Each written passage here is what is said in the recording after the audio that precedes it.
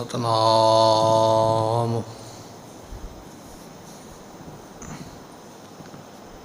श्री वाहिगुरु साहिब जी।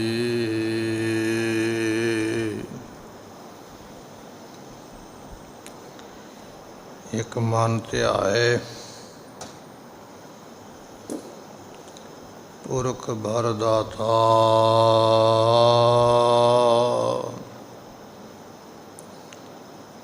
संत सहार सदा बख्याता।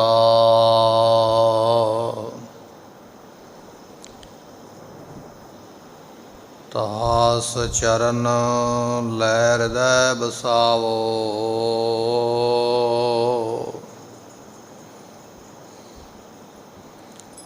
तो परम गुरु नानक गुण गावो।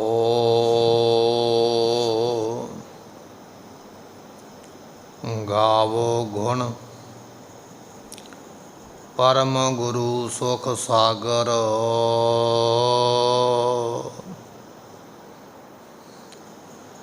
दुरत निवारण शब्द सरे।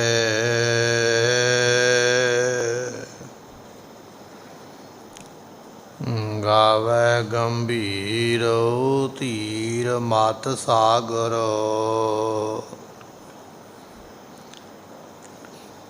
जोगी जंगम ध्यान धरे।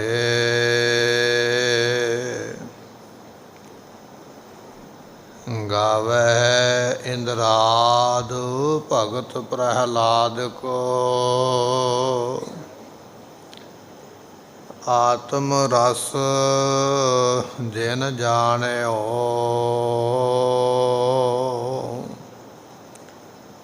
कब कल सुजस गावो गुरु नानक, राज जोग जिन मानियो। कब कल सुजस गावो गुरु नानक, राज जोग जिन मानियो।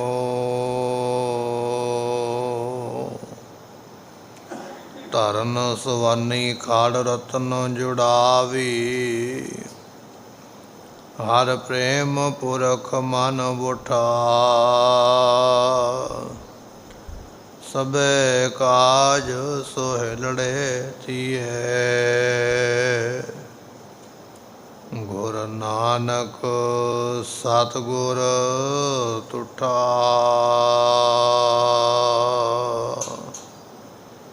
सुकाओ टल गुर सेवि, अनस सहज सुभाए। दर्शन परसै जन्म मरण दुख जाए। हुए सिफत समदे नूर अरसों तुद डिठे सच्चे पातशाह। मल जन्म दी कटिया,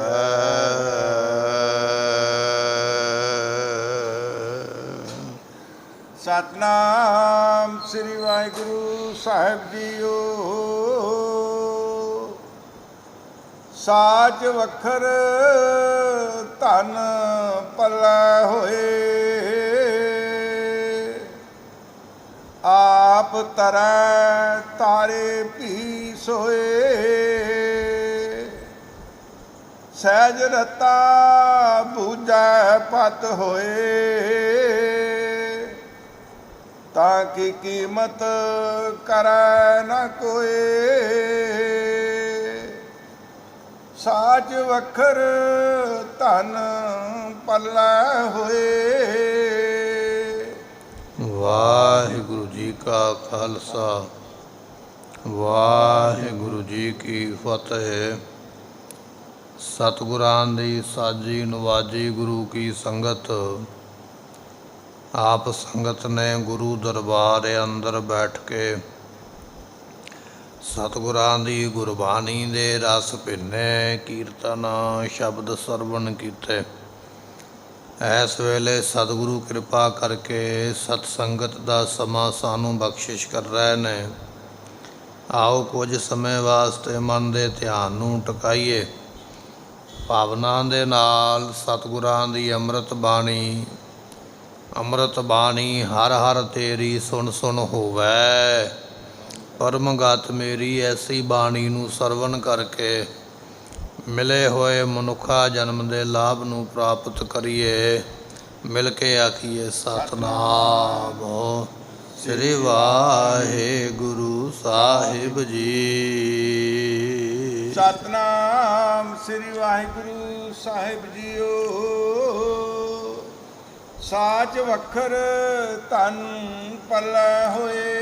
ਸਤਿਗੁਰੂ ਪਾਤਸ਼ਾਹ ਕਹਿਣ ਲੱਗੇ, ਜੋ ਸਾਡੀ ਬੁੱਧੀ ਹੈ ਨਾ, ਇਸ ਦੇ ਵਿੱਚ ਸੱਚੇ ਨਾਮ ਦਾ ਵੱਖਰ ਕਹੀਏ ਸੌਦਾ ਪਾਵੇ। ਉਹ ਮਨੁੱਖ ਧਨਤਾ ਦੇ ਯੋਗ ਹੈ।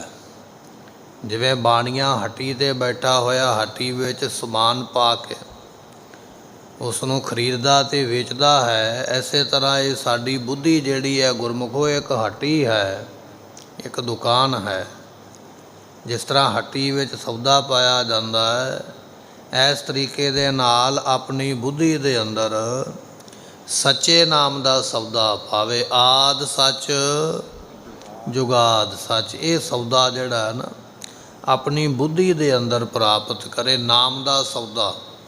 ਅਤੇ ਪਾਤਸ਼ਾਹ ਕਹਿਣ ਲੱਗੇ, ਫਿਰ ਉਹ ਵਿਅਕਤੀ ਧਨਤਾ ਯੋਗ ਹੈ। ਧਨ ਧਨ ਧਨ ਜਨ ਆਇਆ, ਜਿਸ ਪ੍ਰਸਾਦ ਸਭ ਜਗਤ ਤਰਾਇਆ। ਜਿਹੜਾ ਆਪ ਤਰਿਆ ਅਤੇ ਜਿਹਦੀ ਸੰਗਤ ਕਰਕੇ ਹੋਰ ਤਰ ਗਏ, ਉਹ ਧਨ ਹਨ ਭਾਈ। ਧਨ ਨੇ ਸੰਸਾਰ ਦੇ ਵਿੱਚ ਜਿਨ੍ਹਾਂ ਨੇ ਐਸੀ ਕਮਾਈ ਕੀਤੀ ਹੈ। ਮਹਾਰਾਜ ਕਹਿਣ ਲੱਗੇ, ਭਾਈ ਜਿਸ ਕਾ ਅੰਤਰ ਬਸੈ ਨਿਰੰਕਾਰ, ਤਿਸ ਕੀ ਸੀਖ ਤਰੈ ਸੰਸਾਰ। ਉਹ ਧਨਤਾ ਯੋਗ ਨੇ ਜਿਨ੍ਹਾਂ ਦੇ ਅੰਦਰ ਨਿਰੰਕਾਰ ਵਸਿਆ।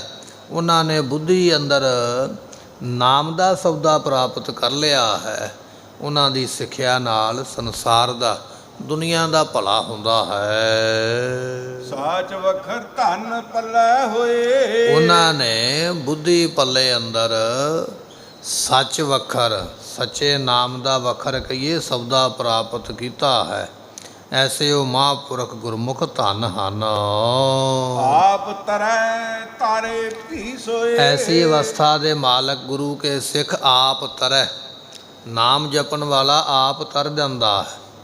ਤਾਰੇ, ਜਿਹੜਾ ਉਹਦੀ ਸੰਗਤ ਕਰਦਾ ਉਹਨੂੰ ਵੀ ਤਾਰ ਦਿੰਦਾ ਹੈ। ਮੰਨੈ ਤਰੈ ਤਾਰੇ ਗੁਰ ਸਿੱਖ, ਮੰਨੈ ਨਾਨਕ ਭਵੈ ਨਾ ਭਿਖ। ਐਸਾ ਨਾਮ ਪਰਮਾਤਮਾ ਦਾ ਨਾਮ ਐਸਾ ਹੈ, ਜਿਹੜੇ ਆਪ ਜਪਦੇ ਉਹ ਤਰ ਜਾਂਦੇ, ਜਿਹੜੇ ਸੰਗਤ ਕਰਦੇ ਉਹ ਵੀ ਤਰ ਜਾਂਦੇ।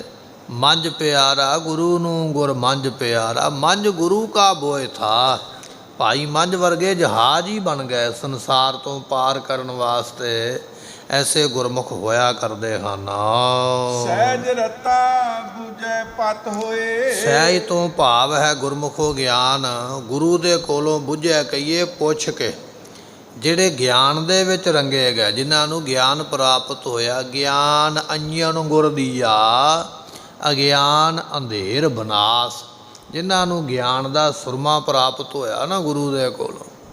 ਪਰ ਗੁਰਮੁਖੋ ਇਹ ਪ੍ਰਾਪਤ ਉਹਨਾਂ ਨੂੰ ਹੋਇਆ ਜਿਨ੍ਹਾਂ ਨੇ ਗੁਰੂ ਨੂੰ ਪੁੱਛਿਆ ਕਿ ਵੀ ਮਹਾਰਾਜ ਜੀ, ਅਸੀਂ ਤੁਹਾਡੀ ਸ਼ਰਨ ਵਿੱਚ ਚੱਲ ਕੇ ਆਏ ਹਾਂ, ਸਾਡੇ 'ਤੇ ਕਿਰਪਾ ਕਰੋ। ਫਿਰ ਸਤਿਗੁਰੂ ਰਹਿਮਤ ਕਰਕੇ ਸਹਿਜ ਰਤਾ ਬੁਝੈ, ਜਿਹੜਾ ਗੁਰੂ ਨੂੰ ਬੁਝੈ ਕਹੀਏ ਪੁੱਛਦਾ ਨਾ ਆ ਕੇ, ਫਿਰ ਸਤਿਗੁਰੂ ਜੀ ਸਹਿਜ ਕਹੀਏ ਗਿਆਨ ਬਖਸ਼ਿਸ਼ ਕਰ ਦਿੰਦੇ। ਉਹ ਗੁਰਮੁਖ ਫਿਰ ਗਿਆਨ ਦੇ ਵਿੱਚ ਰੰਗੇ ਜਾਂਦੇ ਹਨ। ਉਹਨਾਂ ਦੀ ਫਿਰ ਐਸ ਲੋਕ ਦੇ ਵਿੱਚ ਗੁਰਮੁਖੋ ਪਤ ਕਹੀਏ ਇੱਜ਼ਤ ਰਹਿੰਦੀ ਹੈ। ਜਿਨ੍ਹਾਂ ਨੇ ਗੁਰੂ ਕੋਲੋਂ ਗਿਆਨ ਲੈ ਕੇ ਆਪਣੇ ਆਪ ਨੂੰ ਗਿਆਨ ਦੇ ਵਿੱਚ ਰੰਗ ਲਿਆ ਨਾ, ਇੱਥੇ ਵੀ ਉਹਨਾਂ ਦੀ ਪਤ ਬਣੀ, ਇੱਜ਼ਤ ਬਣੀ ਹੋਈ ਹੈ। ਜਦੋਂ ਸਰੀਰ ਛੱਡ ਕੇ ਪਰਲੋਕ ਅੰਦਰ ਜਾਣਾ, ਉੱਥੇ ਵੀ ਪਤ ਉਹਨਾਂ ਗੁਰਮੁਖਾਂ ਦੀ ਇੱਜ਼ਤ ਜਿਹੜੀ ਹੈ ਉਹ ਹਮੇਸ਼ਾ ਬਣੀ ਰਹਿੰਦੀ ਹੈ। ਸਹਿਜ ਤੋਂ ਭਾਵ ਹੈ ਗੁਰਮੁਖੋ ਸਤੋ ਗੁਣ ਵੈਰਾਗ, ਸਤ ਸੰਤੋਖ ਗਿਆਨ। ਇਤਿਆਦਿਕ ਸ਼ੁਭ ਗੁਣਾਂ ਨੂੰ ਪ੍ਰਾਪਤ ਜਿਨ੍ਹਾਂ ਨੇ ਕੀਤਾ ਹੈ। ਐਸੇ ਜਿਹੜੇ ਪਰਮੇਸ਼ਰ ਨੂੰ ਬੁੱਝਦੇ ਉਹਨਾਂ ਦੀ ਲੋਕ ਪਰਲੋਕ ਵਿੱਚ ਇੱਜ਼ਤ ਬਣੀ ਰਹਿੰਦੀ ਹੈ। ਤਾਂ ਕੀ ਕੀਮਤ ਕਰੈ ਨ ਕੋਏ। ਕੀਮਤ ਤੋਂ ਭਾਵ ਹੈ ਗੁਰਮੁਖੋ ਉਪਮਾ। ਐਸੇ ਸਾਧੂ ਦੀ ਉਪਮਾ ਕੋਈ ਕਹਿ ਨਹੀਂ ਸਕਦਾ ਹੈ। ਜਿਸ ਗੁਰਮੁਖ ਨੇ ਗਿਆਨ ਦੀ ਪ੍ਰਾਪਤੀ ਕਰ ਲਈ ਹੈ ਨਾ, ਉਸ ਦੀ ਉਪਮਾ ਕੋਈ ਕਹੀ ਨਹੀਂ ਜਾ ਸਕਦੀ ਹੈ। ਸ਼ਬਦ ਮੁੱਕੀ ਜਾਣਗੇ। ਐਸੇ ਰੱਬ ਦੇ ਪਿਆਰਿਆਂ ਦੀ ਵਡਿਆਈ ਹੈ, ਕਿਉਂਕਿ ਜੇਵੜ ਆਪ ਤੇਵੜ ਤੇਰੀ ਦਾਤ। ਉਹ ਵੱਡਾ ਹੈ ਨਾ ਪਰਮਾਤਮਾ। ਜਿਹੜੇ ਉਹਦਾ ਨਾਮ ਜਪਦੇ ਉਹ ਆਪ ਵੀ ਵੱਡੇ ਹੋ ਜਾਂਦੇ। ਜਿਸ ਨੂੰ ਬਖਸ਼ੇ ਸਿਫਤ ਸਲਾਹ ਨਾਨਕ ਪਾਤਸ਼ਾਹੀ। ਪਾਤਸ਼ਾਹ ਗੁਰਬਾਣੀ ਦਾ ਬਚਨ ਹੈ। ਜਿਸ ਨੂੰ ਸਿਫਤ ਸਲਾਹ ਬਖਸ਼ੀ ਹੈ ਉਹ ਬਾਦਸ਼ਾਹਾਂ ਦਾ ਵੀ ਬਾਦਸ਼ਾਹ ਹੈ। ਪਾਤਸ਼ਾਹ ਕਹਿਣ ਲੱਗੇ ਤਾਂ ਕੀ ਕੀਮਤ ਕਰੈ ਨਾ ਕੋਏ। ਐਸੇ ਵਿਅਕਤੀ ਦੀ ਕੀਮਤ ਕਹੀਏ ਉਪਮਾ ਕੋਈ ਕਹਿ ਨਹੀਂ ਸਕਦਾ ਹੈ ਜਿਨ੍ਹਾਂ ਨੇ ਨਾਮ ਜਪਿਆ ਹੈ। ਜੈ ਦੇਖਾ ਤਰੈ ਸਮਾਏ। ਤੇ ਗੁਰਮੁਖੋ ਜਿਨ੍ਹਾਂ ਉੱਪਰ ਕਿਰਪਾ ਹੋ ਜਾਂਦੀ ਹੈ ਨਾ, ਫਿਰ ਉਹ ਜਿੱਥੇ ਵੀ ਵੇਖਦੇ ਪਰਮਾਤਮਾ ਉੱਥੇ ਹੀ ਸਮਾਇਆ ਹੋਇਆ ਉਹਨਾਂ ਨੂੰ ਦਿਖਾਈ ਦਿੰਦਾ ਹੈ। ਮਨਮੁਖ ਵਿਅਕਤੀ ਐਸਾ ਹੈ, ਉਹਨੂੰ ਰੱਬ ਕਿਤੇ ਦਿਸਦਾ ਨਹੀਂ, ਉਹਦੇ ਮਨ ਵਿੱਚ ਦਇਆ ਨਹੀਂ ਹੈ। ਮਨਮੁਖ ਕੌਣ ਹੈ? ਹਰਨਾਕਸ਼ ਮਨਮੁਖ ਹੈ, ਉਸ ਨੂੰ ਰੱਬ ਦਿਸਦਾ ਨਹੀਂ ਹੈ। ਗੁਰਮੁਖ ਕੌਣ ਹੈ? ਭਗਤ ਪ੍ਰਹਿਲਾਦ ਗੁਰਮੁਖ ਹੈ, ਉਸ ਨੂੰ ਸਾਰੇ ਥਾਵਾਂ 'ਤੇ ਦਿਸਦਾ ਪਿਆ ਹੈ। ਨਾਮ ਜਪਣ ਵਾਲੇ ਜਿੱਥੇ ਵੀ ਵੇਖਦੇ ਨਾ, ਉੱਥੇ ਹੀ ਕਹਿ ਲਈਏ ਪਰਮਾਤਮਾ ਦਿਸਦਾ ਹੈ। ਜਤਰ ਜਾਉ ਤਤਰ ਬੀਠਲ ਪਹਿਲਾ।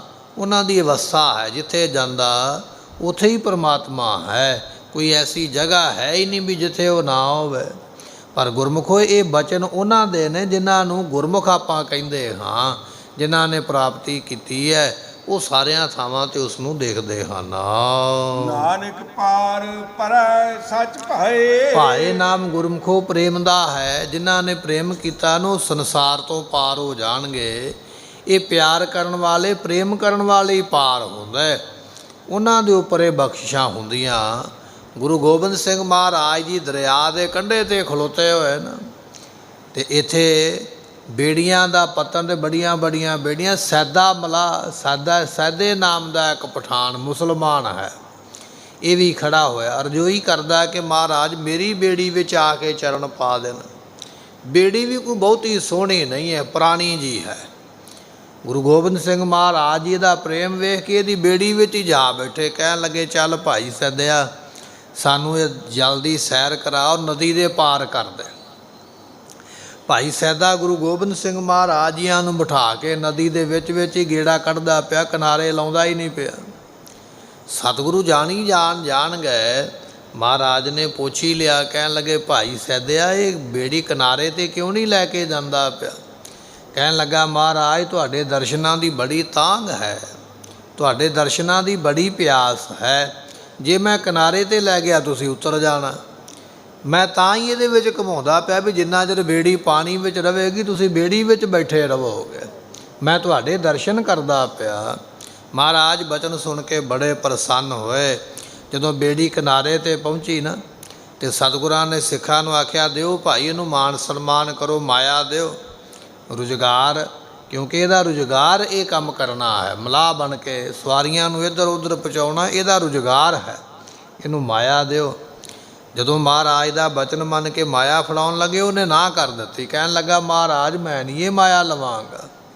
ਸਤਿਗੁਰੂ ਕਹਿਣ ਲੱਗੇ ਵੀ ਕਿਉਂ ਨਹੀਂ ਲੈਣੀ ਹੈ? ਕਹਿਣ ਲੱਗਾ ਜੀ ਆਪਾਂ ਤਾਂ ਫਿਰ ਸਟਾਫ ਮੈਂਬਰ ਹੋਏ ਨਾ, ਜਿਹੜਾ ਕੰਮ ਤੁਸੀਂ ਕਰਦੇ ਹੋ ਮੈਂ ਕਰਦਾ।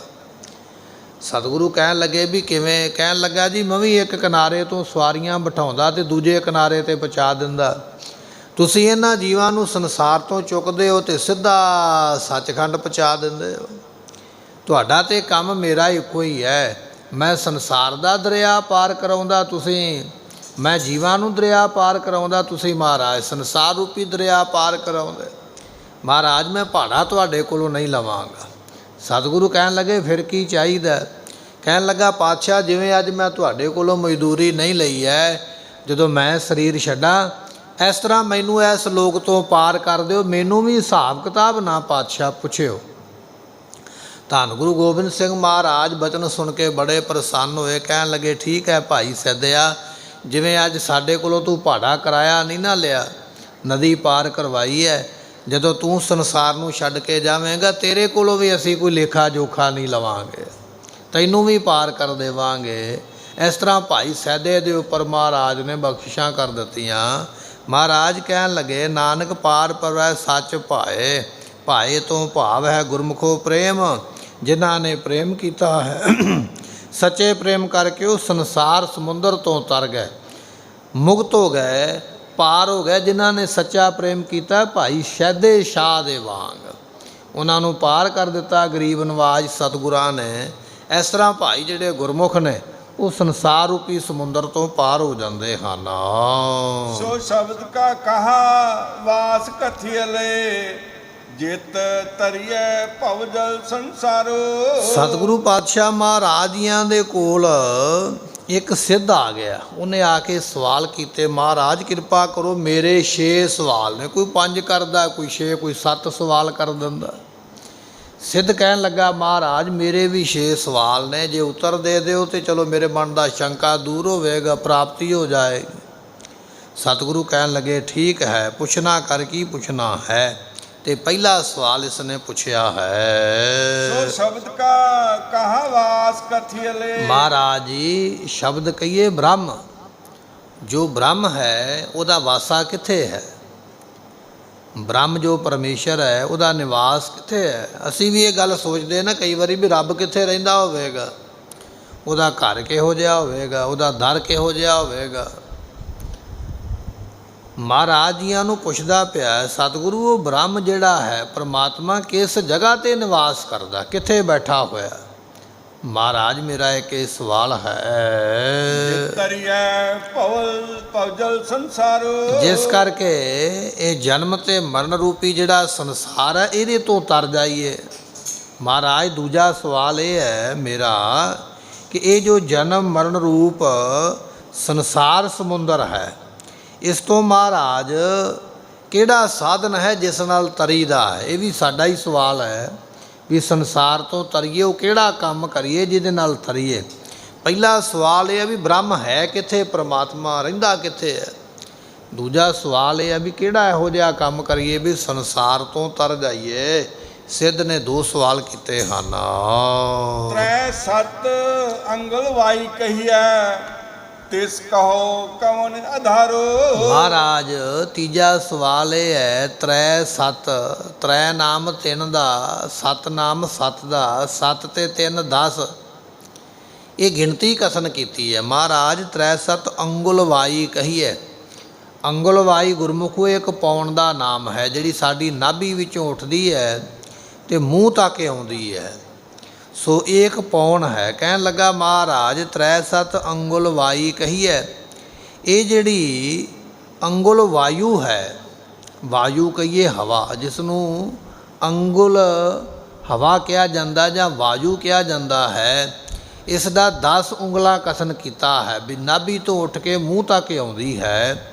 ਪਾਤਸ਼ਾਹ ਜੀ ਤਿਸ ਕਹੋ ਕਵਨ ਆਧਾਰੋ, ਇਸ ਵਾਯੂ ਦਾ ਆਸਰਾ ਕੌਣ ਹੈ? ਇਹ ਸਿੱਧਾਂ ਦਾ ਸਵਾਲ ਹੈ, ਯੋਗ ਮਤ ਦਾ, ਕਿ ਜਿਹੜੇ ਯੋਗ ਸਾਧਨਾ ਨੂੰ ਸਾਧਦੇ ਨਾ, ਇਹ ਉਹਨਾਂ ਦਾ ਸਵਾਲ ਹੈ ਵੀ ਧੁਨੀ ਤੋਂ ਉੱਠਦੀ ਹੈ ਹਵਾ, ਪੌਣ ਮੂੰਹ ਤੱਕ ਆਉਂਦੀ, ਉਸ ਨੂੰ ਅੰਗੁਲਵਾਈ ਕਿਹਾ ਜਾਂਦਾ ਹੈ। ਮਹਾਰਾਜ ਉਸ ਹਵਾ ਦਾ ਆਸਰਾ ਕੀ ਹੈ? ਇਹ ਵੀ ਆਪ ਜੀ ਦੱਸਣਾ ਕਰੋ। ਬੋਲੇ ਖੇਲੇ ਅਸਤਰ ਹੋਵੇ, ਬੋਲਣ ਤੇ ਖੇਲਣ ਵਿੱਚ ਕਿਵੇਂ ਸਥਿਤ ਹੋਈਦਾ ਹੈ? ਜਦੋਂ ਬੋਲੀਏ, ਜਦੋਂ ਖੇਲੀਏ, ਉਦੋਂ ਕਿਵੇਂ ਸਥਿਤ ਹੋ ਕੇ ਟਿਕਿਆ ਕਿਵੇਂ ਰਿਹਾ ਜਾ ਸਕਦਾ ਹੈ? ਮਹਾਰਾਜ ਜੀ ਇਹ ਮੇਰਾ ਚੌਥਾ ਸਵਾਲ ਹੈ। ਜੋ ਕਰ ਲੱਖ ਲਖਾਏ, ਤੇ ਪੰਜਵਾਂ ਸਵਾਲ ਇਹ ਹੈ ਵੀ ਲੱਖ ਪਰਮਾਤਮਾ ਜਿਹੜਾ ਹੈ ਕਿਸ ਤਰੀਕੇ ਦੇ ਨਾਲ ਉਸ ਨੂੰ ਜਾਣ ਲਈਏ? ਇਹ ਸਵਾਲ ਵੈਸੇ ਸਾਡੇ ਮਨ ਦੇ ਵੀ ਨੇ ਵੀ ਉਹ ਜੋ ਪਰਮਾਤਮਾ ਹੈ ਉਸ ਨੂੰ ਕਿਵੇਂ ਜਾਣਿਆ ਜਾ ਸਕਦਾ? ਮਹਾਰਾਜ ਕਿਰਪਾ ਕਰਕੇ ਦੱਸਣਾ ਕਰੋ। ਸੁਣ ਸੁਆਮੀ ਸਚ ਨਾਨਕ ਪਰਨੈ। ਉਸ ਵੇਲੇ ਇੱਕ ਸਿੱਧ ਆ ਕੇ ਆਖਦਾ, ਸੁਣ ਸੁਆਮੀ ਹੈ ਗੁਰੂ ਨਾਨਕ ਦੇਵ ਸਵਾਮੀ ਮਹਾਰਾਜ, ਸੁਣਨਾ ਕਰੋ, ਅਸੀਂ ਬੇਨਤੀ ਕਰਦੇ ਹਾਂ। ਫਿਰ ਫਰਮਾਉਂਦੇ ਹਨ, ਸੁਣ ਸੁਆਮੀ ਸਚ ਨਾਨਕ ਪ੍ਰਣਵੈ। ਜਾਂ ਆਪਾਂ ਇਸ ਤਰ੍ਹਾਂ ਕਹਿ ਲਈਏ, ਗੁਰੂ ਨਾਨਕ ਦੇਵ ਮਹਾਰਾਜ ਸਾਹਿਬ ਜੀ ਭਾਈ ਲਹਿਣਾ ਸਾਹਿਬ ਜੀ ਨੂੰ ਇਹ ਬਚਨ ਸੁਣਾਉਂਦੇ ਪਏ। ਕਹਿਣ ਲੱਗੇ, ਭਾਈ ਲਹਿਣਾ ਜੀ ਇੱਕ ਸਿੱਧ ਨੇ ਆ ਕੇ ਆਖਿਆ ਹੈ, ਸਵਾਮੀ ਗੁਰੂ ਨਾਨਕ ਦੇਵ ਪਾਤਸ਼ਾਹ ਜੀ, ਮੈਂ ਇੱਕ ਗੱਲ ਕਹਿਣੀ ਚਾਹੁੰਦਾ ਹਾਂ। ਆਪਣੇ ਮਨ ਸਮਝਾਏ। ਮਹਾਰਾਜ, ਮਨ ਨੂੰ ਕਿਵੇਂ ਸਮਝਾਈਏ? ਇਹ ਵੀ ਸਵਾਲ ਸਾਡਾ ਹੀ ਹੈ ਵੀ ਮਨ ਸਾਡਾ ਸੰਗਤ ਵਿੱਚ ਬੈਠਿਆਂ ਹੋਇਆਂ ਵੀ ਇੱਧਰ ਉੱਧਰ ਭੱਜਦਾ ਰਹਿੰਦਾ। ਪਾਤਸ਼ਾਹ, ਇਹ ਮਨ ਨੂੰ ਕਿਵੇਂ ਸਮਝਾਈਏ? ਇਹ ਮੇਰੇ 6 ਸਵਾਲ ਨੇ, ਕਿਰਪਾ ਕਰਕੇ ਇਹਨਾਂ ਦਾ ਉੱਤਰ ਆਪ ਜੀ ਦੇਣਾ ਕਰੋ। ਗੁਰਮੁਖ ਸ਼ਬਦ ਹੈ ਸੱਚ ਲਿਵ ਲਾਗੈ। ਸਤਿਗੁਰੂ ਪਾਤਸ਼ਾਹ ਕਹਿਣ ਲੱਗੇ, ਜੋ ਮੁਖੀ ਗੁਰੂ ਪਾਤਸ਼ਾਹ ਹਨ, ਉਹਨਾਂ ਦੇ ਦਿੱਤੇ ਹੋਏ ਉਪਦੇਸ਼ ਦੇ ਵਿੱਚ ਜਿਸ ਵੇਲੇ ਇਹ ਜੀਵ ਲਿਵ ਲਾਉਂਦਾ, ਧਿਆਨ ਜੋੜਦਾ ਹੈ, ਕਰ ਨਦਰੀ ਮੇਲ ਮਿਲਾਏ। ਤੇ ਉਹ ਜਿਹੜਾ ਨਦਰੀ ਹੈ ਪਰਮਾਤਮਾ, ਉਹ ਫਿਰ ਆਪਣੇ ਮੇਲ ਵਿੱਚ ਮਿਲਾ ਲੈਂਦਾ ਹੈ। ਬਚਨ ਇਹ ਹੈ, ਗੁਰਮੁਖ ਸ਼ਬਦੇ ਸੱਚ ਲਿਵ ਲਾਗੈ। ਜਿਹੜੇ ਗੁਰਮੁਖ ਬਣ ਕੇ ਗੁਰੂ ਦੇ ਉਪਦੇਸ਼ ਦੇ ਵਿੱਚ ਲਿਵ ਲਾਉਂਦੇ, ਧਿਆਨ ਜੋੜਦੇ ਨੇ, ਨਦਰੀ ਮੇਲ ਮਿਲਾਏ, ਜੋ ਨਦਰੀ ਪਰਮਾਤਮਾ ਹੈ, ਉਹਨਾਂ ਗੁਰਮੁਖਾਂ ਨੂੰ ਆਪਣੇ ਮੇਲ ਵਿੱਚ ਮਿਲਾ ਲੈਂਦਾ ਹੈ। ਆਪੇ ਦਾਨਾ ਆਪੇ ਬੀਨਾ। ਉਹ ਪਰਮਾਤਮਾ ਦਾਨਾ, ਦਨਾਈ ਵਾਲਾ ਵੀ ਆਪ ਹੀ ਹੈ, ਤੇ ਬੀਨਾ ਕਹੀਏ ਬੜਾ ਚਤੁਰ, ਮੰਨਦੀਆਂ ਜਾਣਨ ਵਾਲਾ ਵੀ ਆਪ ਹੈ। ਪੂਰੇ ਭਾਗ ਸਮਾਏ। ਜਿਨ੍ਹਾਂ ਦੇ ਭਾਗ ਵੱਡੇ ਹੁੰਦੇ ਨਾ ਗੁਰਮੁਖੋ, ਉਹ ਪਰਮਾਤਮਾ ਵਿੱਚ ਸਮਾ ਜਾਂਦੇ, ਉਹਦੇ ਵਿੱਚ ਲੀਨ ਹੋ ਜਾਂਦੇ। ਹੁਣ ਮਹਾਰਾਜ ਸਾਹਿਬ ਜੀ ਜਿਹੜੇ 6 ਸਵਾਲ ਕੀਤੇ ਸਨ ਜੋਗੀ ਨੇ, ਉਹਨਾਂ ਸਵਾਲਾਂ ਦਾ ਵਾਰੀ-ਵਾਰੀ ਉੱਤਰ ਦਿੰਦੇ। ਪਹਿਲੇ ਸਵਾਲ ਦਾ ਉੱਤਰ ਦੇਣ ਲੱਗਿਆਂ ਬਖਸ਼ਿਸ਼ ਕਰਦੇ ਹਨ। ਸੋ ਸ਼ਬਦ ਕੋ ਨਿਰੰਤਰ ਵਾਸ ਅਲਖਣ, ਜੈ ਦੇਖਾ ਤੈ ਸੋਈ। ਗੁਰੂ ਨਾਨਕ ਦੇਵ ਪਾਤਸ਼ਾਹ ਮਹਾਰਾਜ ਜੀ ਨੂੰ ਪੁੱਛਿਆ ਸੀ ਵੀ ਉਹ ਬ੍ਰਹਮ ਰਹਿੰਦਾ ਕਿੱਥੇ ਹੈ। ਸਾਡਾ ਵੀ ਇਹ ਸਵਾਲ ਹੈ ਵੀ ਉਹ ਬ੍ਰਹਮ ਪਰਮਾਤਮਾ ਕਿੱਥੇ ਨਿਵਾਸ ਕਰਦਾ ਹੈ। ਗੁਰੂ ਨਾਨਕ ਦੇਵ ਪਾਤਸ਼ਾਹ ਕਹਿਣ ਲੱਗੇ, ਸੋ ਸ਼ਬਦ ਜਿਸ ਨੂੰ ਉਹ ਬ੍ਰਹਮ ਕਿਹਾ ਜਾਂਦਾ ਹੈ ਨਾ, ਉਹਦਾ ਵਾਸਾ ਜਿਹੜਾ ਨਿਰੰਤਰ ਸਾਰੇ ਥਾਵਾਂ 'ਤੇ ਹੀ ਹੈ ਕਿੱਥੇ ਨਹੀਂ। ਪੁੱਛਿਆ ਬ੍ਰਹਮ ਕਿੱਥੇ ਰਹਿੰਦਾ? ਮਹਾਰਾਜ ਕਹਿੰਦੇ ਹੈ ਕਿੱਥੇ ਨਹੀਂ, ਉਹ ਤੇ ਸਾਰੇ ਥਾਵਾਂ 'ਤੇ ਹੀ ਹੈ। ਸਗਲ ਬਨਸਪਤ ਮਹਿ ਬੈ ਸੰਤਰ, ਸਗਲ ਦੂਧ ਮੈਂ ਘੀਆ, ਊਚ ਨੀਚ ਮੈਂ ਜੋਤ ਸਮਾਨੀ, ਘਾਟ ਘਾਟ ਮਾਧੋ ਜੀਆ। ਉਹ ਕਣ ਕਣ ਵਿੱਚ ਵਸਿਆ ਹੈ, ਉਹ ਸਾਰੇ ਥਾਵਾਂ 'ਤੇ ਨਿਵਾਸ ਕਰਦਾ ਪਿਆ ਹੈ। ਇਸ ਕਰਕੇ ਭਾਈ, ਸੋ ਸ਼ਬਦ ਉਹ ਜੋ ਬ੍ਰਹਮ ਹੈ, ਉਸ ਦਾ ਨਿਰੰਤਰ ਕਹੀਏ ਇੱਕ ਰਸ ਬਰਾਬਰ ਹੀ ਸਾਰੇ ਥਾਵਾਂ 'ਤੇ ਨਿਵਾਸ ਕਥਨ ਕੀਤਾ ਹੈ। ਜੈ ਦੇਖਾਂ ਤੈ ਸੋਈ, ਜਿੱਥੇ ਵੀ ਵੇਖਦੇ ਹਾਂ ਬ੍ਰਹਮ ਤੇ ਉੱਥੇ ਹੀ ਹੈ। ਪਰਮਾਤਮਾ ਨੂੰ ਜਿੱਥੇ ਵੇਖਦਾ ਉੱਥੇ ਹੀ ਹੈ। ਜਿਹੋ ਜੀ ਭਾਵਨਾ ਦੇ ਨਾਲ ਵੇਖਦਾ, ਜਿਹੋ ਜਿਹੇ ਸਰੂਪ ਦੇ ਦਰਸ਼ਨ ਕਰਦਾ, ਉਹੋ ਜਿਹੀ ਦਰਸ਼ਨਾਂ ਦੀ ਉਹ ਦਾਤ ਦੇ ਦਿੰਦਾ ਹੈ।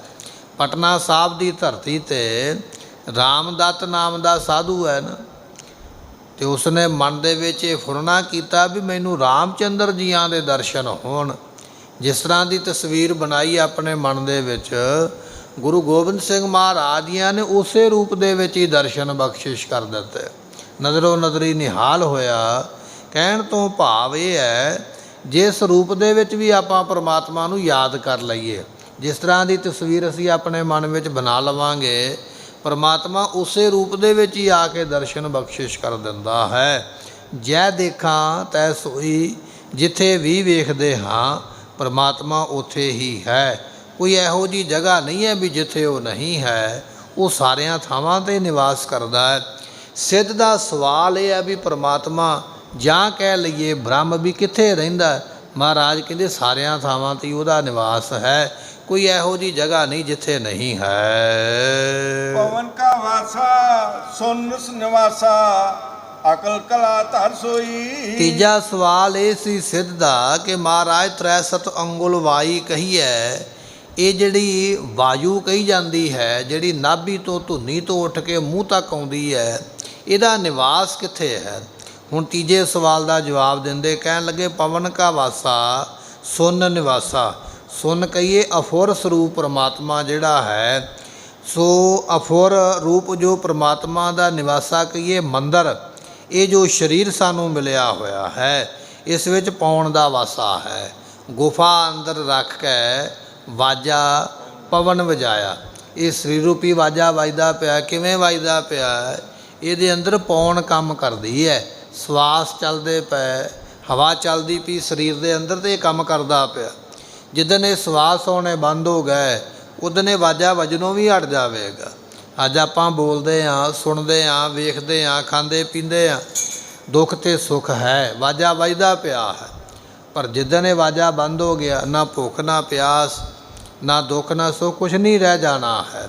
ਪਾਤਸ਼ਾਹ ਕਹਿਣ ਲੱਗੇ, ਪਵਨ ਕਾ ਵਾਸਾ ਸੁਨ ਨਿਵਾਸਾ, ਜੋ ਅਸੁਨ ਅਫੁਰ ਪਰਮਾਤਮਾ ਹੈ, ਉਸ ਦਾ ਨਿਵਾਸਾ ਕਹੀਏ ਜੋ ਮੰਦਰ ਹੈ, ਉਸ ਵਿੱਚ ਪਾਉਣ ਦਾ ਵਾਸਾ ਹੈ। ਅਰਥਾਤ ਇਹ ਹੈ ਕਿ ਜਿਹੜੀ ਇਹ 10 ਉਂਗਲ ਵਾਯੂ ਪਰਮਾਤਮਾ ਉਸ ਦਾ ਆਸਰਾ ਹੈ। ਉਹ ਜਿਹੜੀ ਵਾਯੂ ਸਾਡੇ ਅੰਦਰ ਚੱਲਦੀ ਪਈ ਹੈ ਨਾ, ਧੁਨੀ ਤੋਂ ਲੈ ਕੇ ਮੂੰਹ ਤੱਕ ਜਿਸ ਦਾ ਪਹੁੰਚ ਹੈ, ਉਹਦਾ ਆਸਰਾ ਪਰਮਾਤਮਾ ਹੀ ਹੈ। ਅਤੇ ਉਹ ਪਰਮਾਤਮਾ ਅਕਲ, ਅਕਲ ਤੋਂ ਭਾਵ ਕਲਪਨਾ ਤੋਂ ਰਹਿਤ ਹੈ। ਕਲ ਧਰ ਸੋਈ, ਅਤੇ ਸਾਰਿਆਂ ਦਾ ਹੀ ਆਸਰਾ ਹੈ, ਪਰਮਾਤਮਾ ਹੀ ਆਸਰਾ ਹੈ। ਕਲਪਨਾ ਤੋਂ ਰਹਿਤ ਹੈ, ਕਲਪਨਾ ਵਿੱਚ ਨਹੀਂ ਆਉਂਦਾ ਹੈ, ਸਾਰਿਆਂ ਦਾ ਆਸਰਾ ਰੂਪ ਹੈ। ਇਹ ਜਿਹੜੀ ਅੰਗੁਲ ਵਾਯੂ ਕਹੀ ਜਾਂਦੀ ਹੈ, ਇਹਦਾ ਵੀ ਆਸਰਾ ਪਰਮਾਤਮਾ ਹੀ ਹੈ। ਸਿੱਧ ਦਾ ਸਵਾਲ ਇਹ ਸੀ ਵੀ ਜਿਹੜੀ ਹਵਾ ਸਾਡੀ ਧੁਨੀ ਵਿੱਚੋਂ ਉੱਠਦੀ ਹੈ ਪੌਣ ਅਤੇ ਗਲੇ ਤੱਕ ਮੂੰਹ ਤੱਕ ਆਉਂਦੀ ਹੈ, ਉਹਦਾ ਆਸਰਾ ਕੌਣ ਹੈ? ਗੁਰੂ ਨਾਨਕ ਦੇਵ ਮਹਾਰਾਜ ਦਾ ਜਵਾਬ, ਉਹਦਾ ਆਸਰਾ ਪਰਮਾਤਮਾ ਹੈ। ਉਹਦੇ ਹੁਕਮ ਦੇ ਵਿੱਚ ਹੀ ਉਹ ਹਵਾ 6 ਤਰ੍ਹਾਂ ਦੀ ਪੌਣ ਵਿਦਵਾਨਾਂ ਨੇ ਕਥਨ ਕੀਤੀ ਹੈ। ਉਹਨਾਂ 6 ਪੌਣਾਂ ਦੇ ਵਿੱਚੋਂ ਇੱਕ ਇਹ ਪੌਣ ਹੈ, ਧੁਨੀ ਤੋਂ ਲੈ ਕੇ ਮੂੰਹ ਤੱਕ ਪਹੁੰਚਣ ਵਾਲੀ। ਇੱਕ ਪੌਣ ਉਹ ਹੈ ਜਿਹੜੀ ਅਸੀਂ ਉਬਾਸੀ ਦੇ ਰੂਪ ਦੇ ਵਿੱਚ ਵਾਸੀ ਲੈਂਦੇ ਹਨ, ਵਾਸੀ ਦੇ ਰੂਪ ਦੇ ਵਿੱਚ ਇੱਕ ਪੌਣ ਚੱਲਦੀ ਹੈ। ਛਿੱਕ ਮਾਰਦੇ ਹਾਂ, ਇੱਕ ਪੌਣ ਇਹ ਚੱਲਦੀ ਹੈ। ਇੱਕ ਸਾਡੇ ਸਵਾਸ ਚੱਲਦੇ ਪਏ। ਇਸ ਤਰ੍ਹਾਂ ਵੱਖਰੀਆਂ ਵੱਖਰੀਆਂ ਪੌਣਾਂ ਦਾ ਜ਼ਿਕਰ ਕੀਤਾ ਸਰੀਰ ਦੇ ਅੰਦਰ। ਰੋਹ ਵਿਚਾਰ, ਉਹ ਜਿਹੜੀ ਪਵਨ ਚੱਲਦੀ ਪਈ ਆ, ਅੰਗੁਲ ਵਾਈ ਜਿਸ ਨੂੰ ਕਿਹਾ ਜਾਂਦਾ ਹੈ, ਉਸ ਦਾ ਆਸਰਾ ਕਹਿਣ ਲੱਗੇ ਪਰਮਾਤਮਾ ਹੀ ਹੈ। ਇਹ ਸਿੱਧ ਦੇ ਸਵਾਲ ਦਾ ਜਵਾਬ ਹੈ। ਨਜ਼ਰ ਕਰੇ ਸ਼ਬਦ ਘਟ ਮੈਂ ਵਸਾ। ਚੌਥਾ ਸਵਾਲ ਉਸ ਸਿੱਧ ਨੇ ਕੀਤਾ ਸੀ, ਮਹਾਰਾਜ ਸਾਹਿਬ ਜੀ ਕਿਰਪਾ ਕਰਕੇ ਮੈਨੂੰ ਇਹ ਦੱਸੋ ਕਿ ਇਹ ਜੀਵ ਜਿਹੜਾ ਹੈ, ਇਹ ਬੋਲਣ ਵੇਲੇ ਅਤੇ ਖੇਲਣ ਵੇਲੇ ਅਸਥਿਰ ਕਿਵੇਂ ਹੋਵੇ? ਅਤੇ ਪਾਤਸ਼ਾਹ ਕਹਿਣ ਲੱਗੇ, ਭਾਈ ਨਦਰ ਕਰੇ ਸ਼ਬਦ ਘਟ ਮੈਂ ਵਸੈ। ਜੇ ਗੁਰੂ ਕਿਰਪਾ ਕਰੇ ਅਤੇ ਗੁਰੂ ਦਾ ਉਪਦੇਸ਼ ਫਿਰ ਘਟ ਕਹੀਏ ਹਿਰਦੇ ਵਿੱਚ ਵਸਦਾ ਹੈ। ਉਪਦੇਸ਼ ਤਾਂ ਆਪਾਂ ਸੁਣਦੇ ਪਏ ਹਾਂ, ਪਰ ਉਪਦੇਸ਼ ਹਿਰਦੇ ਵਿੱਚ ਨਿਵਾਸ ਕਰਕੇ ਕਮਾਈ ਉਦੋਂ ਹੋਣੀ ਹੈ ਜਦੋਂ ਗੁਰੂ ਕਿਰਪਾ ਕਰੇਗਾ, ਬਖਸ਼ਿਸ਼ ਕਰੇਗਾ। ਜਾਂ ਤੂੰ ਮੇਰੇ ਵੱਲ ਹੈ ਤਾਂ ਕਿਆ ਮੋਸ਼ੰਦਾ। ਜਦੋਂ ਗੁਰੂ ਸਾਡੇ ਵੱਲ ਹੋ ਗਿਆ ਨਾ, ਕਿਰਪਾ ਕਰ ਦਿੱਤੀ, ਉਹਦੀ ਕਿਰਪਾ ਦੇ ਨਾਲ ਫਿਰ ਇਹ ਬਚਨ ਪ੍ਰਾਪਤ ਹੋਵੇਗਾ ਕਿ ਸਤਿਗੁਰੂ ਸਾਨੂੰ ਆਪਣਾ ਜਗਿਆਸੂ ਬਣਾ ਲੈਣਗੇ। ਜਗਿਆਸੂ ਬਣਾ ਕੇ ਘਟ ਕਹੀਏ ਹਿਰਦੇ ਵਿੱਚ ਆਪਣਾ ਉਪਦੇਸ਼ ਬਖਸ਼ਿਸ਼ ਕਰ ਦੇਣਗੇ।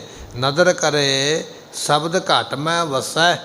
ਜਿਸ ਵੇਲੇ ਗੁਰੂ ਕਿਰਪਾ ਕਰਦਾ ਹੈ, ਗੁਰੂ ਦਾ ਉਪਦੇਸ਼ ਸਿੱਖ ਦੇ ਹਿਰਦੇ ਵਿੱਚ ਵਸਦਾ ਹੈ। ਵਿੱਚੋਂ ਭਰਮ ਗਵਾਏ, ਤੇ ਫਿਰ ਮਨ ਵਿੱਚੋਂ ਭਰਮ ਸਾਰੇ ਖਤਮ ਹੋ ਜਾਂਦੇ। ਜਦੋਂ ਭਰਮ ਖਤਮ ਹੋਣਗੇ, ਟਿਕਾਣਾ ਉਦੋਂ ਮਿਲਣਾ ਹੈ। ਸਿੱਧ ਦਾ ਸਵਾਲ ਇਹ ਹੈ ਵੀ ਮਹਾਰਾਜ ਬੋਲਦਿਆਂ ਖੇਲਦਿਆਂ ਮਨ ਕਿਵੇਂ ਟਿਕੇ? ਮਹਾਰਾਜ ਕਹਿੰਦੇ ਮਨ ਉਦੋਂ ਟਿਕੇਗਾ ਜਦੋਂ ਤੇਰੇ ਮਨ ਵਿੱਚੋਂ ਭਰਮ ਖਤਮ ਹੋਵੇਗਾ। ਜਿੰਨਾ ਚਿਰ ਭਰਮ ਪਿਆ ਹੋਇਆ, ਟਿਕਿਆ ਨਹੀਂ ਜਾਣਾ। ਭਰਮੇ ਸੁਰ ਨਰ ਦੇਵੀ ਦੇਵਾ, ਭਰਮੇ ਸਿੱਧ ਸਾਧਕ ਬ੍ਰਹਮੇਵਾ। ਭਰਮ ਭਰਮ ਮਾਨੁਖ ਡਹਿਕਾਏ, ਦੁੱਤਰ ਮਹਾ ਬਿਖਮ ਇਹ ਮਾਏ। ਇਹ ਮਾਇਆ ਇੱਕ ਭਰਮ ਦਾ ਰੂਪ ਵੀ ਲੈ ਲੈਂਦੀ ਹੈ, ਭਰਮ ਪੈ ਜਾਣਾ। ਮਹਾਰਾਜ ਕਹਿਣ ਲੱਗੇ ਇਸ ਭਰਮ ਦੇ ਵਿੱਚ ਤੇ ਦੇਵੀ ਦੇਵਤੇ ਭਰਮੇ ਹੋਏ। ਇੰਨੀਆਂ ਵੱਡੀਆਂ ਤਾਕਤਾਂ ਦੇ ਜਿਹੜੇ ਮਾਲਕ ਦੇਵਤੇ ਨੇ, ਉਹ ਵੀ ਭਰਮ ਦੇ ਵਿੱਚ ਭਰਮਦੇ ਪਏ। ਵੱਡੇ ਵੱਡੇ ਸਾਧਕ, ਸਿੱਧ, ਜਤੀ, ਮੁਨੀ, ਰਿਖੀ, ਜੰਗਲਾਂ ਵਿੱਚ ਰਹਿਣ ਵਾਲੇ ਸੰਨਿਆਸੀ ਭਰਮ ਦੇ ਵਿੱਚ ਭੁੱਲੇ ਹੋਏ। ਭਰਮ ਕਿੱਥੋਂ ਪੈਦਾ ਹੋਇਆ? ਮਾਇਆ ਤੋਂ। ਮਾਇਆ ਨੇ ਇਹੋ ਜਿਹਾ ਭਰਮ ਪੈਦਾ ਕੀਤਾ ਹੈ, ਜੀਵ ਉਹਦੇ ਵਿੱਚ ਭੁੱਲਿਆ ਹੋਇਆ। ਸਾਨੂੰ ਵੀ ਤਾਂ ਭਰਮ ਪਿਆ ਹੋਇਆ ਨਾ, ਮੈਂ ਆ ਨਹੀਂ ਕਰਾਂਗਾ ਅਤੇ ਮੇਰੇ ਬਿਨਾਂ ਕੰਮ ਹੋ ਹੀ ਨਹੀਂ ਸਕਦਾ, ਭਰਮ ਹੀ ਹੈ ਨਾ। ਪਰ ਇਸ ਭਰਮ ਨੂੰ ਗੁਰੂ ਦੂਰ ਕਰਦਾ। ਮਹਾਰਾਜ ਸਾਹਿਬ ਜੀਆਂ ਦੇ ਕੋਲ ਇੱਕ ਸਿੱਖ ਮੱਥਾ ਟੇਕਣ ਆਇਆ, ਨਮਸਕਾਰ ਕਰਨ ਆਇਆ, ਅਤੇ ਬੜੀ ਸੋਹਣੀ ਗੁਰੂ ਦੀ ਗੱਲ, ਗੁਰੂ ਦਾ ਸਿਧਾਂਤ, ਗੁਰਬਾਣੀ ਦੀ ਵਿਚਾਰ ਵੀ ਜਾਣਦਾ ਹੈ। ਪਰ ਇਹਦੇ ਮਨ ਵਿੱਚ ਵੀ ਸਾਡੇ ਵਾਂਗੂ ਭਰਮ ਹੀ ਹੈ ਵੀ ਜੇ ਮੈਂ ਨਾ ਹੋਵਾਂ ਅਤੇ ਮੇਰੇ ਪਰਿਵਾਰ ਨੂੰ ਪਾਲ ਕੋਈ ਨਹੀਂ ਸਕਦਾ ਹੈ। ਇੰਨੇ ਚਿਰ ਨੂੰ ਇੱਕ ਸੰਗਤ ਦੀ ਚਿੱਠੀ ਆ ਗਈ, ਮਹਾਰਾਜ ਸਾਡੇ ਨਗਰ ਦੇ ਵਿੱਚ ਕੋਈ ਆਪਣਾ ਸਿੰਘ ਭੇਜੋ ਜਿਹੜਾ ਸਾਨੂੰ ਕਥਾ ਵਿਚਾਰ ਸੁਣਵਾਵੇ। ਮਹਾਰਾਜ ਚਿੱਠੀ ਪੜ੍ਹ ਕੇ ਉਹਦਾ ਉੱਤਰ ਲਿਖਿਆ, ਕਹਿਣ ਲੱਗੇ ਭਾਈ ਇੱਕ ਸਿੰਘ ਭੇਜਦੇ ਪਏ ਆ, ਇਹਨੂੰ 1 ਸਾਲ ਆਪਣੇ ਕੋਲ ਰੱਖਿਓ ਅਤੇ ਚੰਗੀ ਤਰ੍ਹਾਂ ਪਹਿਰਾ ਲਾ ਕੇ ਰੱਖਿਓ ਵੀ ਚਲੇ ਨਾ ਜਾਵੇ, ਇਹ ਸਾਡਾ ਹੁਕਮ ਹੈ। ਉਹ ਚਿੱਠੀ ਲਿਖ ਕੇ ਉਸੇ ਨੂੰ ਹੀ ਫੜਾ ਦਿੱਤੀ ਜਿਹੜਾ ਸੋਚਦਾ ਸੀ ਨਾ ਵੀ ਮੇਰੇ ਕਰਕੇ ਮੇਰਾ ਪਰਿਵਾਰ ਚੱਲਦਾ। ਉਹਨੂੰ ਚਿੱਠੀ ਦੇ ਕੇ ਕਹਿਣ ਲੱਗੇ ਵੀ ਆ ਫਲਾਣੇ ਨਗਰ ਵਿੱਚ ਸਾਡੀ ਚਿੱਠੀ ਫੜਾ ਕੇ ਤੇ ਅੱਗੇ ਚਲਾ ਦੇ। ਕਹਿਣ ਲੱਗਾ ਠੀਕ ਹੈ ਮਹਾਰਾਜ। ਜਦੋਂ ਚਿੱਠੀ ਉਸ ਨਗਰ ਦੇ ਲੋਕਾਂ ਨੂੰ ਫੜਾਈ, ਉਹਦੇ ਵਿੱਚ ਲਿਖਿਆ ਸੀ ਵੀ ਜਿਹੜੇ ਸਿੰਘ ਦੇ ਰਾਹੀਂ ਅਸੀਂ ਚਿੱਠੀ ਭੇਜਦੇ ਪਏ ਹਾਂ ਨਾ, ਇਹਨੂੰ 1 ਸਾਲ ਪਿੰਡ ਵਿੱਚ ਹੀ ਰੱਖਿਓ ਅਤੇ ਇਹਦੇ ਕੋਲੋਂ ਕਥਾ ਵਿਖਿਆਨ ਅਤੇ ਇਤਿਹਾਸ ਗੁਰਬਾਣੀ ਸਰਵਣ ਕਰੋ। ਜਦੋਂ ਸਿੱਖ ਜਲ ਪਾਣੀ ਛਕ ਕੇ ਤੁਰਨ ਲੱਗਾ ਤਾਂ ਪਿੰਡ ਵਾਲਿਆਂ ਨੇ ਪੁੱਛਿਆ ਕਿੱਧਰ ਚੱਲੇ? ਕਹਿੰਦਾ ਜੀ ਮੈਂ ਤੇ ਘਰ। ਕਹਿਣ ਲੱਗਿਆ ਚਿੱਠੀ ਵਿੱਚ ਲਿਖਿਆ ਵੀ 1 ਸਾਲ ਤੈਨੂੰ ਜਾਣ ਨਹੀਂ ਦੇਣਾ। ਹੁਣ ਤੂੰ ਦੱਸ ਵੀ ਸੇਵਾ ਕਿਹੜੀ ਕਰਾਉਣੀ ਹੈ, ਸ਼ਗਨ ਛਕਾਉਣ ਦੀ ਕਰਾਉਣੀ ਹੈ ਜਾਂ ਦੂਜੀ ਕਰੀਏ, ਪਰ ਰਹਿਣਾ ਇੱਥੇ ਹੀ ਪੈਣਾ ਹੈ। ਰਹਿ ਪਿਆ। ਰੋਜ਼ ਕੋਈ ਨਾ ਕੋਈ ਬਹਾਨਾ ਲਾਉਂਦਾ ਹੈ, ਮੇਰੀਆਂ ਮੱਝਾਂ ਨੂੰ ਕੌਣ ਪੱਠੇ ਪਾਵੇਗਾ, ਮੇਰੇ ਘਰ ਦਾ ਕੰਮ ਕੌਣ ਕਰੇਗਾ, ਬਾਹਰ ਦਾ ਕੌਣ ਕਰੇਗਾ, ਅੰਦਰ ਦਾ ਕੌਣ ਕਰੇਗਾ। ਜਦੋਂ ਇਸ ਤਰ੍ਹਾਂ ਕਿਹਾ ਕਰਿਓ ਫਿਰ ਬਚਨ ਯਾਦ ਕਰਾਉਣ ਵੀ ਮਹਾਰਾਜ ਨੇ ਸੇਵਾ ਲਿਖਿਆ। ਹੁਣ ਸੇਵਾ 2 ਤਰ੍ਹਾਂ ਦੀ ਹੈ, ਜਾਂ ਤਾਂ ਘਰ ਦਾ ਕੰਮ ਭੁਲਾ ਕੇ ਇੱਥੇ ਬੈਠਾ ਰਹੋ, ਫਿਰ ਤਾਂ ਪਿਆਰ ਵਾਲੀ ਸੇਵਾ ਹੁੰਦੀ ਰਹੇਗੀ। ਜੇ ਘਰ ਦਾ ਕੰਮ ਚੇਤੇ ਕਰਕੇ ਤੁਰਨ ਦੀ ਕੋਸ਼ਿਸ਼ ਕਰੇਗਾ ਫਿਰ ਦੂਜੀ ਵੀ ਨਾਲ ਹੀ ਕਰਾਂਗੇ। ਬੈਠਾ ਰਿਹਾ ਵੀ ਨਹੀਂ, ਦੂਜੀ ਨਾਲੋਂ ਪਹਿਲੀ ਠੀਕ ਹੈ, ਸੇਵਾ ਕਰਾਉਂਦਾ ਪਿਆ। ਉਧਰ ਪਿੰਡ ਵਾਲਿਆਂ ਨੇ ਸੋਚਿਆ ਵੀ ਇਹ ਸਿੱਖ ਗੁਰੂ ਦੇ ਦਰਸ਼ਨ ਕਰਨ ਗਿਆ, ਵਾਪਸ ਨਹੀਂ ਆਇਆ, ਹੋ ਸਕਦਾ ਘਟਨਾ ਹੀ ਨਾ ਵਾਪਰ ਗਈ ਹੋਵੇ ਜਾਂ ਗੁਰੂ ਦੇ ਕੋਲ ਹੀ ਰਹਿ ਪਿਆ ਹੋਵੇ। ਪਿੰਡ ਵਾਲਿਆਂ ਨੇ ਇਕੱਠੇ ਹੋ ਕੇ ਬੜਾ ਸੋਹਣਾ ਇਸ ਦਾ ਮਕਾਨ ਬਣਾ ਦਿੱਤਾ, ਪੈਸੇ ਇਕੱਠੇ ਕਰਕੇ ਨਾ ਕੱਚੇ ਮਕਾਨ ਤੋਂ ਪੱਕਾ ਬਣਾ ਦਿੱਤਾ।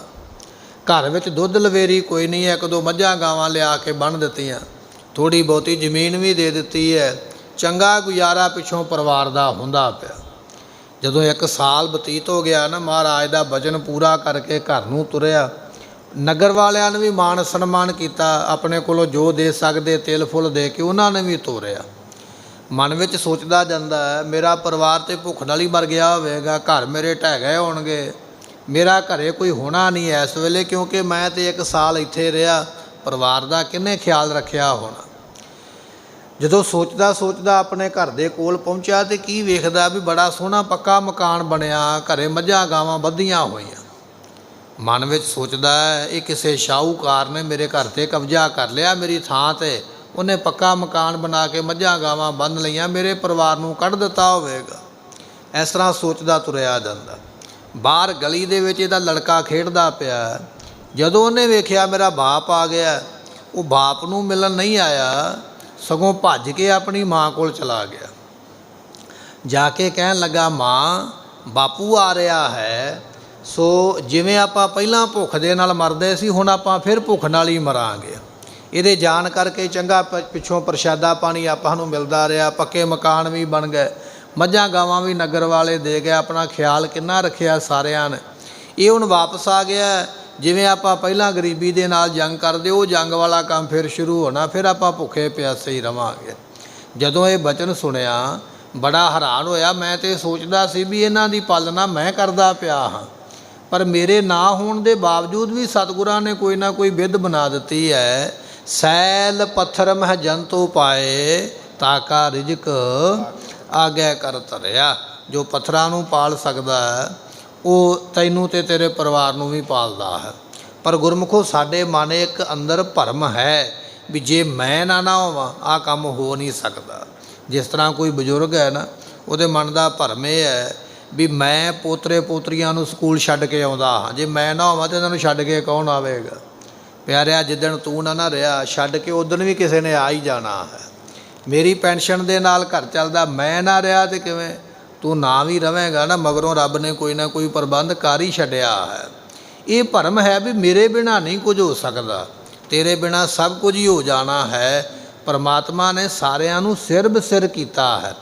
ਬਚਨ ਹੈ ਸਿਰ ਸਿਰ ਰਿਜਕ। ਇਹ ਬਚਨ ਪੜ੍ਹਦੇ ਆ ਨਾ, ਸਿਰ ਤੋਂ ਭਾਵ ਹੈ ਵੀ ਸਿਰ ਬਸਿਰ, ਆਪੋ ਆਪਣੀ ਜ਼ਿੰਮੇਵਾਰੀ ਰੱਬ ਨੇ ਸਭ ਨੂੰ ਦਿੱਤੀ ਹੈ, ਸਾਰਿਆਂ ਦਾ ਪ੍ਰਬੰਧ ਕੀਤਾ ਹੈ। ਤੇਰੇ ਹੋਣ ਨਾਲ ਨਾ ਹੋਣ ਨਾਲ ਦੂਜੇ ਨੂੰ ਕੋਈ ਫਰਕ ਨਹੀਂ ਪੈਣਾ ਹੈ। ਸਭ ਨੂੰ ਸਿਰ ਬਸਿਰ ਕਰਕੇ ਭੇਜਿਆ, ਸਭ ਨੂੰ ਉਸਨੇ ਆਪਣੇ ਕੋਲੋਂ ਇਹ ਰਿਜ਼ਕ ਦੀ ਦਾਤ ਬਖਸ਼ਿਸ਼ ਕੀਤੀ ਹੈ। ਮਹਾਰਾਜ ਕਹਿਣ ਲੱਗੇ ਭਾਈ ਇਹ ਭਰਮ ਸਾਡੇ ਮਨ ਵਿੱਚ ਵੀ ਪਿਆ, ਮੇਰੇ ਬਿਨਾਂ ਘਰ ਨਹੀਂ ਚੱਲੇਗਾ, ਪਰਿਵਾਰ ਸੰਸਾਰ ਦੇਸ਼ ਨਹੀਂ ਚੱਲੇਗਾ। ਇਹ ਭਰਮ ਦੇਵਤਿਆਂ ਵਿੱਚ ਪਿਆ ਵੀ ਸਾਡੇ ਬਿਨਾਂ ਤੇ ਕੁਝ ਹੋ ਹੀ ਨਹੀਂ ਸਕਦਾ ਹੈ। ਸੋ ਇਹ ਭਰਮ ਜਿਹੜਾ ਮਨ ਵਿੱਚੋਂ ਕੱਢਣਾ ਪਵੇਗਾ। ਜਿਵੇਂ ਇੱਕ ਵਿਅਕਤੀ ਨੇ ਮੁਰਗਾ ਰੱਖਿਆ ਨਾ, ਕੁੱਕੜ ਰੱਖਿਆ ਆਪਣੇ ਕੋਲ, ਉਹ ਉਹਦੇ ਮਨ ਵਿੱਚ ਵੀ ਭਰਮ ਪੈ ਗਿਆ ਵੀ ਮੇਰਾ ਕੁੱਕੜ ਆਵਾਜ਼ ਦਿੰਦਾ ਤੇ ਪਿੰਡ ਵਾਲੇ ਤਾਂ ਉੱਠ ਪੈਂਦੇ, ਜੇ ਮੈਂ ਕੁੱਕੜ ਨੂੰ ਲੈ ਕੇ ਦੂਰ ਕਿਤੇ ਚਲਾ ਜਾਵਾਂ ਪਿੰਡ ਵਾਲੇ ਸੁੱਤੇ ਹੀ ਰਹਿ ਜਾਣਗੇ। ਕੁੱਕੜ ਨੂੰ ਆਪਣੀ ਕੱਛ ਦੇ ਵਿੱਚ ਲਿਆ, ਦੂਰ ਕਿਤੇ ਚਲਾ ਗਿਆ, ਜਾ ਕੇ ਉੱਥੋਂ ਲੋਕੇ ਵੇਖਦਾ ਪਿੰਡ ਵਾਲੇ ਸੁੱਤੇ ਪਏ, ਉੱਠੇ ਤੇ ਨਹੀਂ। ਰਾਹ ਜਾਂਦਾ ਕੋਈ ਬੰਦਾ ਮਿਲਿਆ, ਉਸ ਨੂੰ ਪੁੱਛ ਲਿਆ, ਕਹਿਣ ਲੱਗਾ ਮੇਰੇ ਪਿੰਡ ਵਾਲੇ ਸੁੱਤੇ ਹੀ ਹੋਣਗੇ ਨਾ ਅਜੇ। ਉਹ ਕਹਿਣ ਲੱਗਾ ਨਹੀਂ ਭਾਈ ਤੇਰੇ ਪਿੰਡ ਵਾਲੇ ਤੇ ਸਾਰੇ ਕੰਮ ਨੂੰ ਲੱਗੇ। ਕਹਿਣ ਲੱਗਾ ਕੁੱਕੜ ਤੇ ਮੈਂ ਨਾਲ ਲੈ ਕੇ ਆ ਗਿਆ, ਪਿੰਡ ਵਾਲਿਆਂ ਨੂੰ ਉਠਾਇਆ ਕਿੰਨੇ ਹੈ? ਉਹ ਕਹਿਣ ਲੱਗਾ ਤੇਰੇ ਕੁੱਕੜ ਦੇ ਆਸਰੇ ਨਹੀਂ, ਉਹ ਆਪਣੇ ਆਪ ਹੀ ਉੱਠ ਪਿਆ ਜਿਨ੍ਹਾਂ ਨੇ ਉੱਠਣਾ ਹੈ। ਇਸ ਤਰ੍ਹਾਂ ਦੀਆਂ ਗੱਲਾਂ ਦੇ ਭਰਮ ਪੈ ਜਾਂਦੇ ਵੀ ਮੈਂ ਨਾ ਹੋਵਾਂ ਤੇ ਪਿੰਡ ਨੂੰ ਉਠਾ ਹੀ ਕੋਈ ਨਹੀਂ ਸਕਦਾ ਹੈ। ਮੇਰਾ ਕੁੱਕੜ ਵਾਂਗ ਨਹੀਂ ਦੇਵੇਗਾ ਤੇ ਪਿੰਡ ਉੱਠੇਗਾ ਨਹੀਂ। ਮੈਂ ਨਹੀਂ ਹੋਵਾਂਗਾ ਪੁੱਤ ਪੋਤਰਿਆਂ ਨੂੰ ਸਕੂਲੇ ਕੌਣ ਛੱਡੇਗਾ, ਮੈਂ ਨਹੀਂ ਹੋਵਾਂਗਾ ਤੇ ਇਹਨਾਂ ਦੇ ਕੰਮ ਕਿਵੇਂ ਚੱਲਣਗੇ। ਇਹ ਭਰਮ ਹੈ। ਮਹਾਰਾਜ ਕਹਿਣ ਲੱਗੇ ਨਦਰ ਕਰੇ ਸ਼ਬਦ ਘਟ ਵਸੈ, ਗੁਰੂ ਕਿਰਪਾ ਕਰੇ ਫਿਰ ਉਪਦੇਸ਼ ਹਿਰਦੇ ਵਸਦਾ ਹੈ। ਜਦੋਂ ਉਪਦੇਸ਼ ਵਸਦਾ ਹੈ ਵਿੱਚੋਂ ਭਰਮ ਗਵਾਏ ਫਿਰ ਭਰਮ ਦੂਰ ਹੁੰਦਾ। ਜਦੋਂ ਭਰਮ ਦੂਰ ਹੁੰਦਾ ਫਿਰ ਇਹ ਮਨ ਜਾ ਕੇ ਟਿਕਦਾ ਹੈ, ਉਹਨਾਂ ਚਿਰ ਟਿਕਦਾ ਨਹੀਂ ਹੈ। ਤਨ ਮਨ ਨਿਰਮਲ ਨਿਰਮਲ ਬਾਣੀ ਨਾਮੋ ਮਨ ਵਸਾਏ। ਅਗਲਾ ਸਵਾਲ ਇਹ ਹੈ ਮਹਾਰਾਜ ਸਾਹਿਬ ਜੀ ਕਿਰਪਾ ਕਰਕੇ ਦੱਸੋ ਕਿ ਉਹ ਪ੍ਰਮਾਤਮਾ ਨੂੰ ਜਾਣਿਆ ਕਿਵੇਂ ਜਾਂਦਾ ਹੈ। ਸਤਿਗੁਰੂ ਕਹਿਣ ਲੱਗੇ ਤਨ ਮਨ ਨਿਰਮਲ, ਮਨ ਵਿੱਚ ਪ੍ਰਭੂ ਦਾ ਨਾਮ ਵਸੇ ਤਾਂ ਕਰਕੇ ਤਨ ਨਿਰਮਲ ਹੁੰਦਾ ਹੈ, ਤਾਂ ਹੀ ਮਨ ਨਿਰਮਲ ਹੁੰਦਾ। ਪਰਮਾਤਮਾ ਦਾ ਨਾਮ ਵਸੇਗਾ ਤਾਂ ਇਹ ਤਨ ਮਨ ਨਿਰਮਲ ਹੋਵੇਗਾ। ਅਤੇ ਨਿਰਮਲ ਬਾਣੀ, ਉਸ ਦੀ ਬਾਣੀ ਵੀ ਨਿਰਮਲ ਪਵਿੱਤਰ ਹੋ ਜਾਏਗੀ ਜਿਹਦੇ ਅੰਦਰ ਪਰਮਾਤਮਾ ਵਸ ਜਾਂਦਾ ਹੈ। ਨਾਮੋ ਮਨ ਵਸਾਏ, ਇਸ ਤਰੀਕੇ ਨਾਲ ਉਹ ਪਰਮਾਤਮਾ ਮਨ ਵਿੱਚ ਵਸਦਾ ਤਾਂ ਹੀ ਉਸ ਨੂੰ ਜਾਣਿਆ ਜਾ ਸਕਦਾ ਹੈ। ਸ਼ਬਦ ਗੁਰੂ ਭਵ ਸਾਗਰ ਤਰਿਆ ਇਤੋਤ ਏਕੋ ਜਾਣੈ। ਅਗਲਾ ਸਵਾਲ ਇਹ ਹੈ ਮਹਾਰਾਜ ਸੰਸਾਰ ਸਮੁੰਦਰ ਤੋਂ ਕਿਵੇਂ ਤਰੀਦਾ ਹੈ। ਸਾਡਾ ਵੀ ਇਹ ਸਵਾਲ ਹੈ ਵੀ ਦੁਨੀਆ ਤੋਂ ਤਰੀਏ ਕਿਵੇਂ। ਕੋਈ ਪੁੰਨ ਕਰਦਾ ਹੈ, ਕੋਈ ਦਾਨ ਕਰਦਾ ਹੈ, ਕੋਈ ਜਪ ਕਰਦਾ ਹੈ, ਕੋਈ ਤਪ ਕਰਦਾ ਹੈ, ਇਸੇ ਤਰ੍ਹਾਂ ਕੋਈ ਤੀਰਥ ਯਾਤਰਾ ਕਰਦਾ। ਇਹ ਅਸੀਂ ਕਿਉਂ ਕਰਦੇ ਹਾਂ? ਤਾਂ ਕਰਦੇ ਹਾਂ ਵੀ ਅਸੀਂ ਦੁਨੀਆ ਤੋਂ ਤਰਾਂਗੇ। ਮਹਾਰਾਜ ਕਹਿਣ ਲੱਗੇ ਨਹੀਂ ਭਾਈ, ਤੀਲਾ ਪਾਣੀ ਵਿੱਚ ਰੁੜਿਆ ਜਾਂਦਾ ਨਾ, ਕੱਖ ਰੁੜਿਆ ਜਾਂਦਾ, ਤਾਂ ਕੋਈ ਬੰਦਾ ਸੋਚੇ ਵੀ ਕੱਖ ਨੂੰ ਫੜ ਕੇ ਮੈਂ ਤਰ ਜਾਵਾਂ, ਨਹੀਂ, ਕੱਖ ਨੂੰ ਫੜ ਕੇ ਨਹੀਂ ਤਰਿਆ ਜਾਣਾ। ਕੱਖ ਨੇ ਡੁੱਬ ਜਾਣਾ, ਤੂੰ ਵੀ ਨਾਲ ਹੀ ਡੁੱਬੇਗਾ। ਇਹ ਜਿਹੜੇ ਜਪ ਕਰਨੇ, ਤਪ ਕਰਨੇ, ਜਲ ਧਾਰੇ ਕਰਨੇ, ਤੀਰਥ ਯਾਤਰਾ ਕਰਨੀ, ਵਰਤ ਰੱਖਣੇ, ਇਹ ਸਾਰੇ ਤੀਲੇ ਹੀ ਨੇ ਪਾਣੀ ਦੇ। ਤੂੰ ਇਹ ਸਮਝੇ ਵੀ ਇਹਨਾਂ ਨੂੰ ਫੜ ਕੇ ਤਰ ਜਾਵਾਂਗਾ, ਨਹੀਂ, ਇਹਨਾਂ ਨੂੰ ਫੜਿਆ ਗੱਲ ਨਹੀਂ ਬਣਨੀ ਹੈ, ਇਹਦੇ ਨਾਲ ਤਰਿਆ ਨਹੀਂ ਜਾਣਾ। ਮਹਾਰਾਜ ਫਿਰ ਕਿਵੇਂ ਤਰਿਆ ਜਾ ਸਕਦਾ ਹੈ? ਪਾਤਸ਼ਾਹ ਕਹਿਣ ਲੱਗੇ ਸ਼ਬਦ ਗੁਰੂ, ਗੁਰੂ ਦੇ ਸ਼ਬਦ ਬਿਨਾਂ ਤਰਿਆ ਨਹੀਂ ਜਾਣਾ, ਗੁਰੂ ਦੇ ਉਪਦੇਸ਼ ਬਿਨਾਂ ਨਹੀਂ ਤਰਿਆ ਜਾਣਾ, ਗੁਰੂ ਦੀ ਸਿੱਖਿਆ ਬਿਨਾਂ ਨਹੀਂ ਤਰਿਆ ਜਾਣਾ ਹੈ। ਸ਼ਬਦ ਗੁਰੂ, ਜਿਨ੍ਹਾਂ ਨੇ ਗੁਰੂ ਦਾ ਸ਼ਬਦ ਜਪਿਆ ਹੈ ਉਹ ਸੰਸਾਰ ਤੋਂ ਤਰਦੇ ਹਨ। ਭਵ ਸਾਗਰ ਤਰੀਏ, ਇਸ ਤਰੀਕੇ ਨਾਲ ਸੰਸਾਰ ਤਰਿਆ ਜਾਂਦਾ ਹੈ। ਸਵਾਲ ਇਹ ਹੈ ਮਹਾਰਾਜ ਤਰੀਦਾ ਕਿਵੇਂ ਹੈ? ਪਾਤਸ਼ਾਹ ਕਹਿਣ ਲੱਗੇ ਭਾਈ ਗੁਰੂ ਦੇ ਸ਼ਬਦ ਨਾਲ ਹੀ ਤਰੀਦਾ ਹੈ। ਇਤ ਉਤ ਏਕੋ ਜਾਣੈ। ਤੇ ਇਤ ਇਸ ਲੋਕ ਵਿੱਚ, ਉਤ ਪਰਲੋਕ ਦੇ ਵਿੱਚ। ਲੋਕ ਤੇ ਪਰਲੋਕ ਦੇ ਵਿੱਚ ਇੱਕ ਪਰਮਾਤਮਾ ਨੂੰ ਸਮਾਇਆ ਹੋਇਆ ਜਾਣੇ, ਇਸ ਕਰਕੇ ਆਪਣੇ ਮਨ ਨੂੰ ਸਮਝਾਵੇ। ਇਹ ਬਚਨ ਹੈ। ਬਚਨ ਇਹ ਸੀ ਨਾ ਮਹਾਰਾਜ ਮਨ ਨੂੰ ਕਿਵੇਂ ਸਮਝਾਈਏ? ਪਾਤਸ਼ਾਹ ਕਹਿਣ ਲੱਗੇ ਮਨ ਨੂੰ ਇਸ ਤਰ੍ਹਾਂ ਸਮਝਾਉਣਾ ਹੈ ਕਿ ਇਤ ਉਤ, ਇਸ ਲੋਕ ਵਿੱਚ, ਪਰਲੋਕ ਦੇ ਵਿੱਚ ਪਰਮਾਤਮਾ ਜਿਹੜਾ ਹੈ ਉਹ ਸਮਾਇਆ ਹੋਇਆ ਹੈ। ਇਸ ਤਰ੍ਹਾਂ ਆਪਣੇ ਮਨ ਨੂੰ ਸਮਝਾਉਣਾ ਕਰ। ਚਿਹਨ ਵਰਨ ਨਹੀਂ ਛਾਇਆ ਮਾਇਆ। ਉਹ ਪਰਮਾਤਮਾ ਚਿਹਨ ਕਹੀਏ ਕਿਸੇ ਨਿਸ਼ਾਨੀ ਵਿੱਚ ਨਹੀਂ ਆਉਂਦਾ, ਚਿੰਨ੍ਹ ਵਿੱਚ ਨਹੀਂ ਆਉਂਦਾ। ਜਿਵੇਂ ਸਾਡੀਆਂ ਨਿਸ਼ਾਨੀਆਂ ਨੇ ਨਾ, ਕਿ ਸਾਡੇ ਦੰਦਾਂ ਦੀ ਬਨਾਵਟ ਵੱਖਰੀ ਹੈ, ਅੱਖਾਂ ਦੀ ਵੱਖਰੀ ਹੈ। ਜਦੋਂ ਕੋਈ ਵਿਅਕਤੀ ਫੌਜ ਵਿੱਚ ਭਰਤੀ ਹੁੰਦਾ ਹੈ ਨਾ, ਉਹਦੇ ਸਰੀਰ ਦੀ ਕੋਈ ਨਾ ਕੋਈ ਨਿਸ਼ਾਨੀ ਲਈ ਜਾਂਦੀ ਹੈ। ਇਹਦੇ ਕੋਈ ਟੱਕ ਲੱਗਾ, ਕੋਈ ਨਿਸ਼ਾਨ ਲੱਗਾ, ਰੱਬ ਨਾ ਕਰੇ ਕੱਲ੍ਹ ਨੂੰ ਗੋਲੀ ਚੱਲ ਜਾਵੇ, ਜੰਗ ਹੋ ਜਾਵੇ, ਇਹਦਾ ਮੂੰਹ ਹੀ ਉੱਡ ਜਾਵੇ, ਇਹਦੀ ਪਛਾਣ ਕਿਵੇਂ ਕਰਾਂਗੇ? ਉਹਦਾ ਕੋਈ ਨਾ ਕੋਈ ਨਿਸ਼ਾਨੀ ਲਿਖੀ ਜਾਂਦੀ ਹੈ। ਮਹਾਰਾਜ ਕਹਿਣ ਲੱਗੇ ਪਰਮਾਤਮਾ ਦੀ ਕੋਈ ਨਿਸ਼ਾਨੀ ਲਿਖ ਹੀ ਨਹੀਂ ਸਕਦਾ। ਕਾਪੀ ਪੈਨ ਫੜ ਕੇ ਬੈਠ ਜਾਓ ਵੀ ਪਰਮਾਤਮਾ ਦੀ ਨਿਸ਼ਾਨੀ ਲਿਖਣੀ ਹੈ, ਲਿਖ ਹੀ ਕੋਈ ਨਹੀਂ ਸਕੋਗੇ। ਉਹਦੀ ਨਿਸ਼ਾਨੀ ਹੈ ਹੀ ਕੋਈ ਨਹੀਂ, ਨਿਸ਼ਾਨੀਆਂ ਤੋਂ ਪਰੇ ਹੈ। ਵਰਨ 4 ਮੰਨੇ ਨੇ, ਉਹ 4 ਵਰਨਾਂ ਤੋਂ ਵੀ ਪਰੇ ਹੈ। ਖੱਤਰੀ ਬ੍ਰਾਹਮਣ ਸੂਦ ਵੈਸ, ਨਾ ਉਹ ਪਰਮਾਤਮਾ ਖੱਤਰੀ ਹੈ, ਨਾ ਉਹ ਬ੍ਰਾਹਮਣ ਹੈ, ਨਾ ਉਹ ਸ਼ੂਦਰ ਹੈ, ਨਾ ਉਹ ਵੈਸ਼ ਹੈ। ਇਹ 4 ਵਰਨਾਂ ਵਿੱਚ ਵੀ ਨਹੀਂ ਆਉਂਦਾ ਹੈ। ਨਹੀਂ ਛਾਇਆ ਮਾਇਆ, ਛਾਇਆ ਤੋਂ ਭਾਵ ਅਵਿਦਿਆ ਰੂਪੀ ਛਾਇਆ, ਨਾ ਹੀ ਮਾਇਆ ਉਹਦੇ ਉੱਪਰ ਪ੍ਰਭਾਵ ਪਾਉਂਦੀ ਹੈ। ਨਾਨਕ ਸ਼ਬਦ ਪਛਾਣੈ, ਉਸ ਪਰਮਾਤਮਾ ਨੂੰ ਗੁਰੂ ਸ਼ਬਦ ਨਾਲ ਪਛਾਣਿਆ ਜਾਂਦਾ ਹੈ। ਜਿਸ ਪਰਮਾਤਮਾ ਦੇ ਉੱਪਰ ਕੋਈ ਛਾਇਆ ਨਹੀਂ ਹੈ, ਮਾਇਆ ਦਾ ਪ੍ਰਭਾਵ ਨਹੀਂ ਹੈ, ਜਿਹਦੀ ਕੋਈ ਨਿਸ਼ਾਨੀ ਨਹੀਂ ਹੈ, ਜਿਹਦੀ ਕੋਈ ਜਾਤ ਨਹੀਂ ਹੈ, ਉਹ ਪਰਮਾਤਮਾ ਜਿਹੜਾ ਹੈ, ਪਾਤਸ਼ਾਹ ਕਹਿਣ ਲੱਗੇ ਕਿ ਗੁਰੂ ਦੀ ਕਿਰਪਾ ਹੋਵੇ, ਸ਼ਬਦ ਨਾਲ ਉਸ ਨੂੰ ਪਛਾਣਿਆ ਜਾਂਦਾ ਹੈ। ਤ੍ਰੈ ਸਤ ਅੰਗਲ ਵਾਈ ਔਦੂ, ਮਹਾਰਾਜ ਅਜੇ ਸਵਾਲ ਦਾ ਜਵਾਬ ਦਿੰਦੇ ਪਏ। ਕੁਝ ਸਵਾਲਾਂ ਦੇ ਜਵਾਬ ਅਜੇ ਬਾਕੀ ਨੇ। ਇੱਕ ਸਿੱਧ ਆ ਗਿਆ, ਬੜੀ ਛੇਤੀ ਲੰਗੋਟ ਫੜਿਆ, ਹੱਥ ਵਿੱਚ ਬੜਾ ਕਾਲਾ ਹੋਇਆ। ਮਹਾਰਾਜ ਮੇਰੇ ਸਵਾਲ ਦਾ ਪਹਿਲਾਂ ਜਵਾਬ ਦਿਓ, ਮੈਂ ਅੱਗੇ ਕਿਤੇ ਹੋਰ ਥਾਂ 'ਤੇ ਜਾਣਾ ਹੈ। ਮਹਾਰਾਜ ਨੂੰ ਕਹਿੰਦਾ ਤ੍ਰੈ ਸਤ ਅੰਗੁਲ ਵਾਈ ਔਦੂ। ਔਦੂ ਤੋਂ ਭਾਵ ਹੁੰਦਾ ਸੁੱਧ ਸਰੂਪ ਗੁਰੂ ਨਾਨਕ ਦੇ ਪਾਤਸ਼ਾਹ ਜੀ।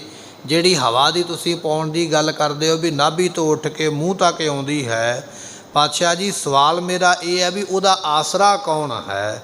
ਤੇ ਗੁਰੂ ਨਾਨਕ ਦੇ ਪਾਤਸ਼ਾਹ ਫਰਮਾਉਂਦੇ ਹਨ ਸੁਨ ਸੱਚ ਆਹਾਰੋ। ਮਹਾਰਾਜ ਕਹਿਣ ਲੱਗੇ ਸੁਨ ਜਿਹੜਾ ਅਫੁਰ ਬ੍ਰਹਮ ਹੈ, ਉਸ ਪਾਉਣ ਦਾ ਆਹਾਰੋ ਕਹੀਏ ਆਸਰਾ ਹੈ। ਸਿੱਧ ਦਾ ਸਵਾਲ ਇਹ ਹੈ, ਜਿਹੜੀ ਧੁਨੀ ਕੋਲੋਂ ਪੌਣ ਉੱਠਦੀ ਹੈ, ਮੂੰਹ ਤੱਕ ਆਉਂਦੀ ਹੈ, ਉਹਦਾ ਆਸਰਾ ਕੌਣ ਹੈ?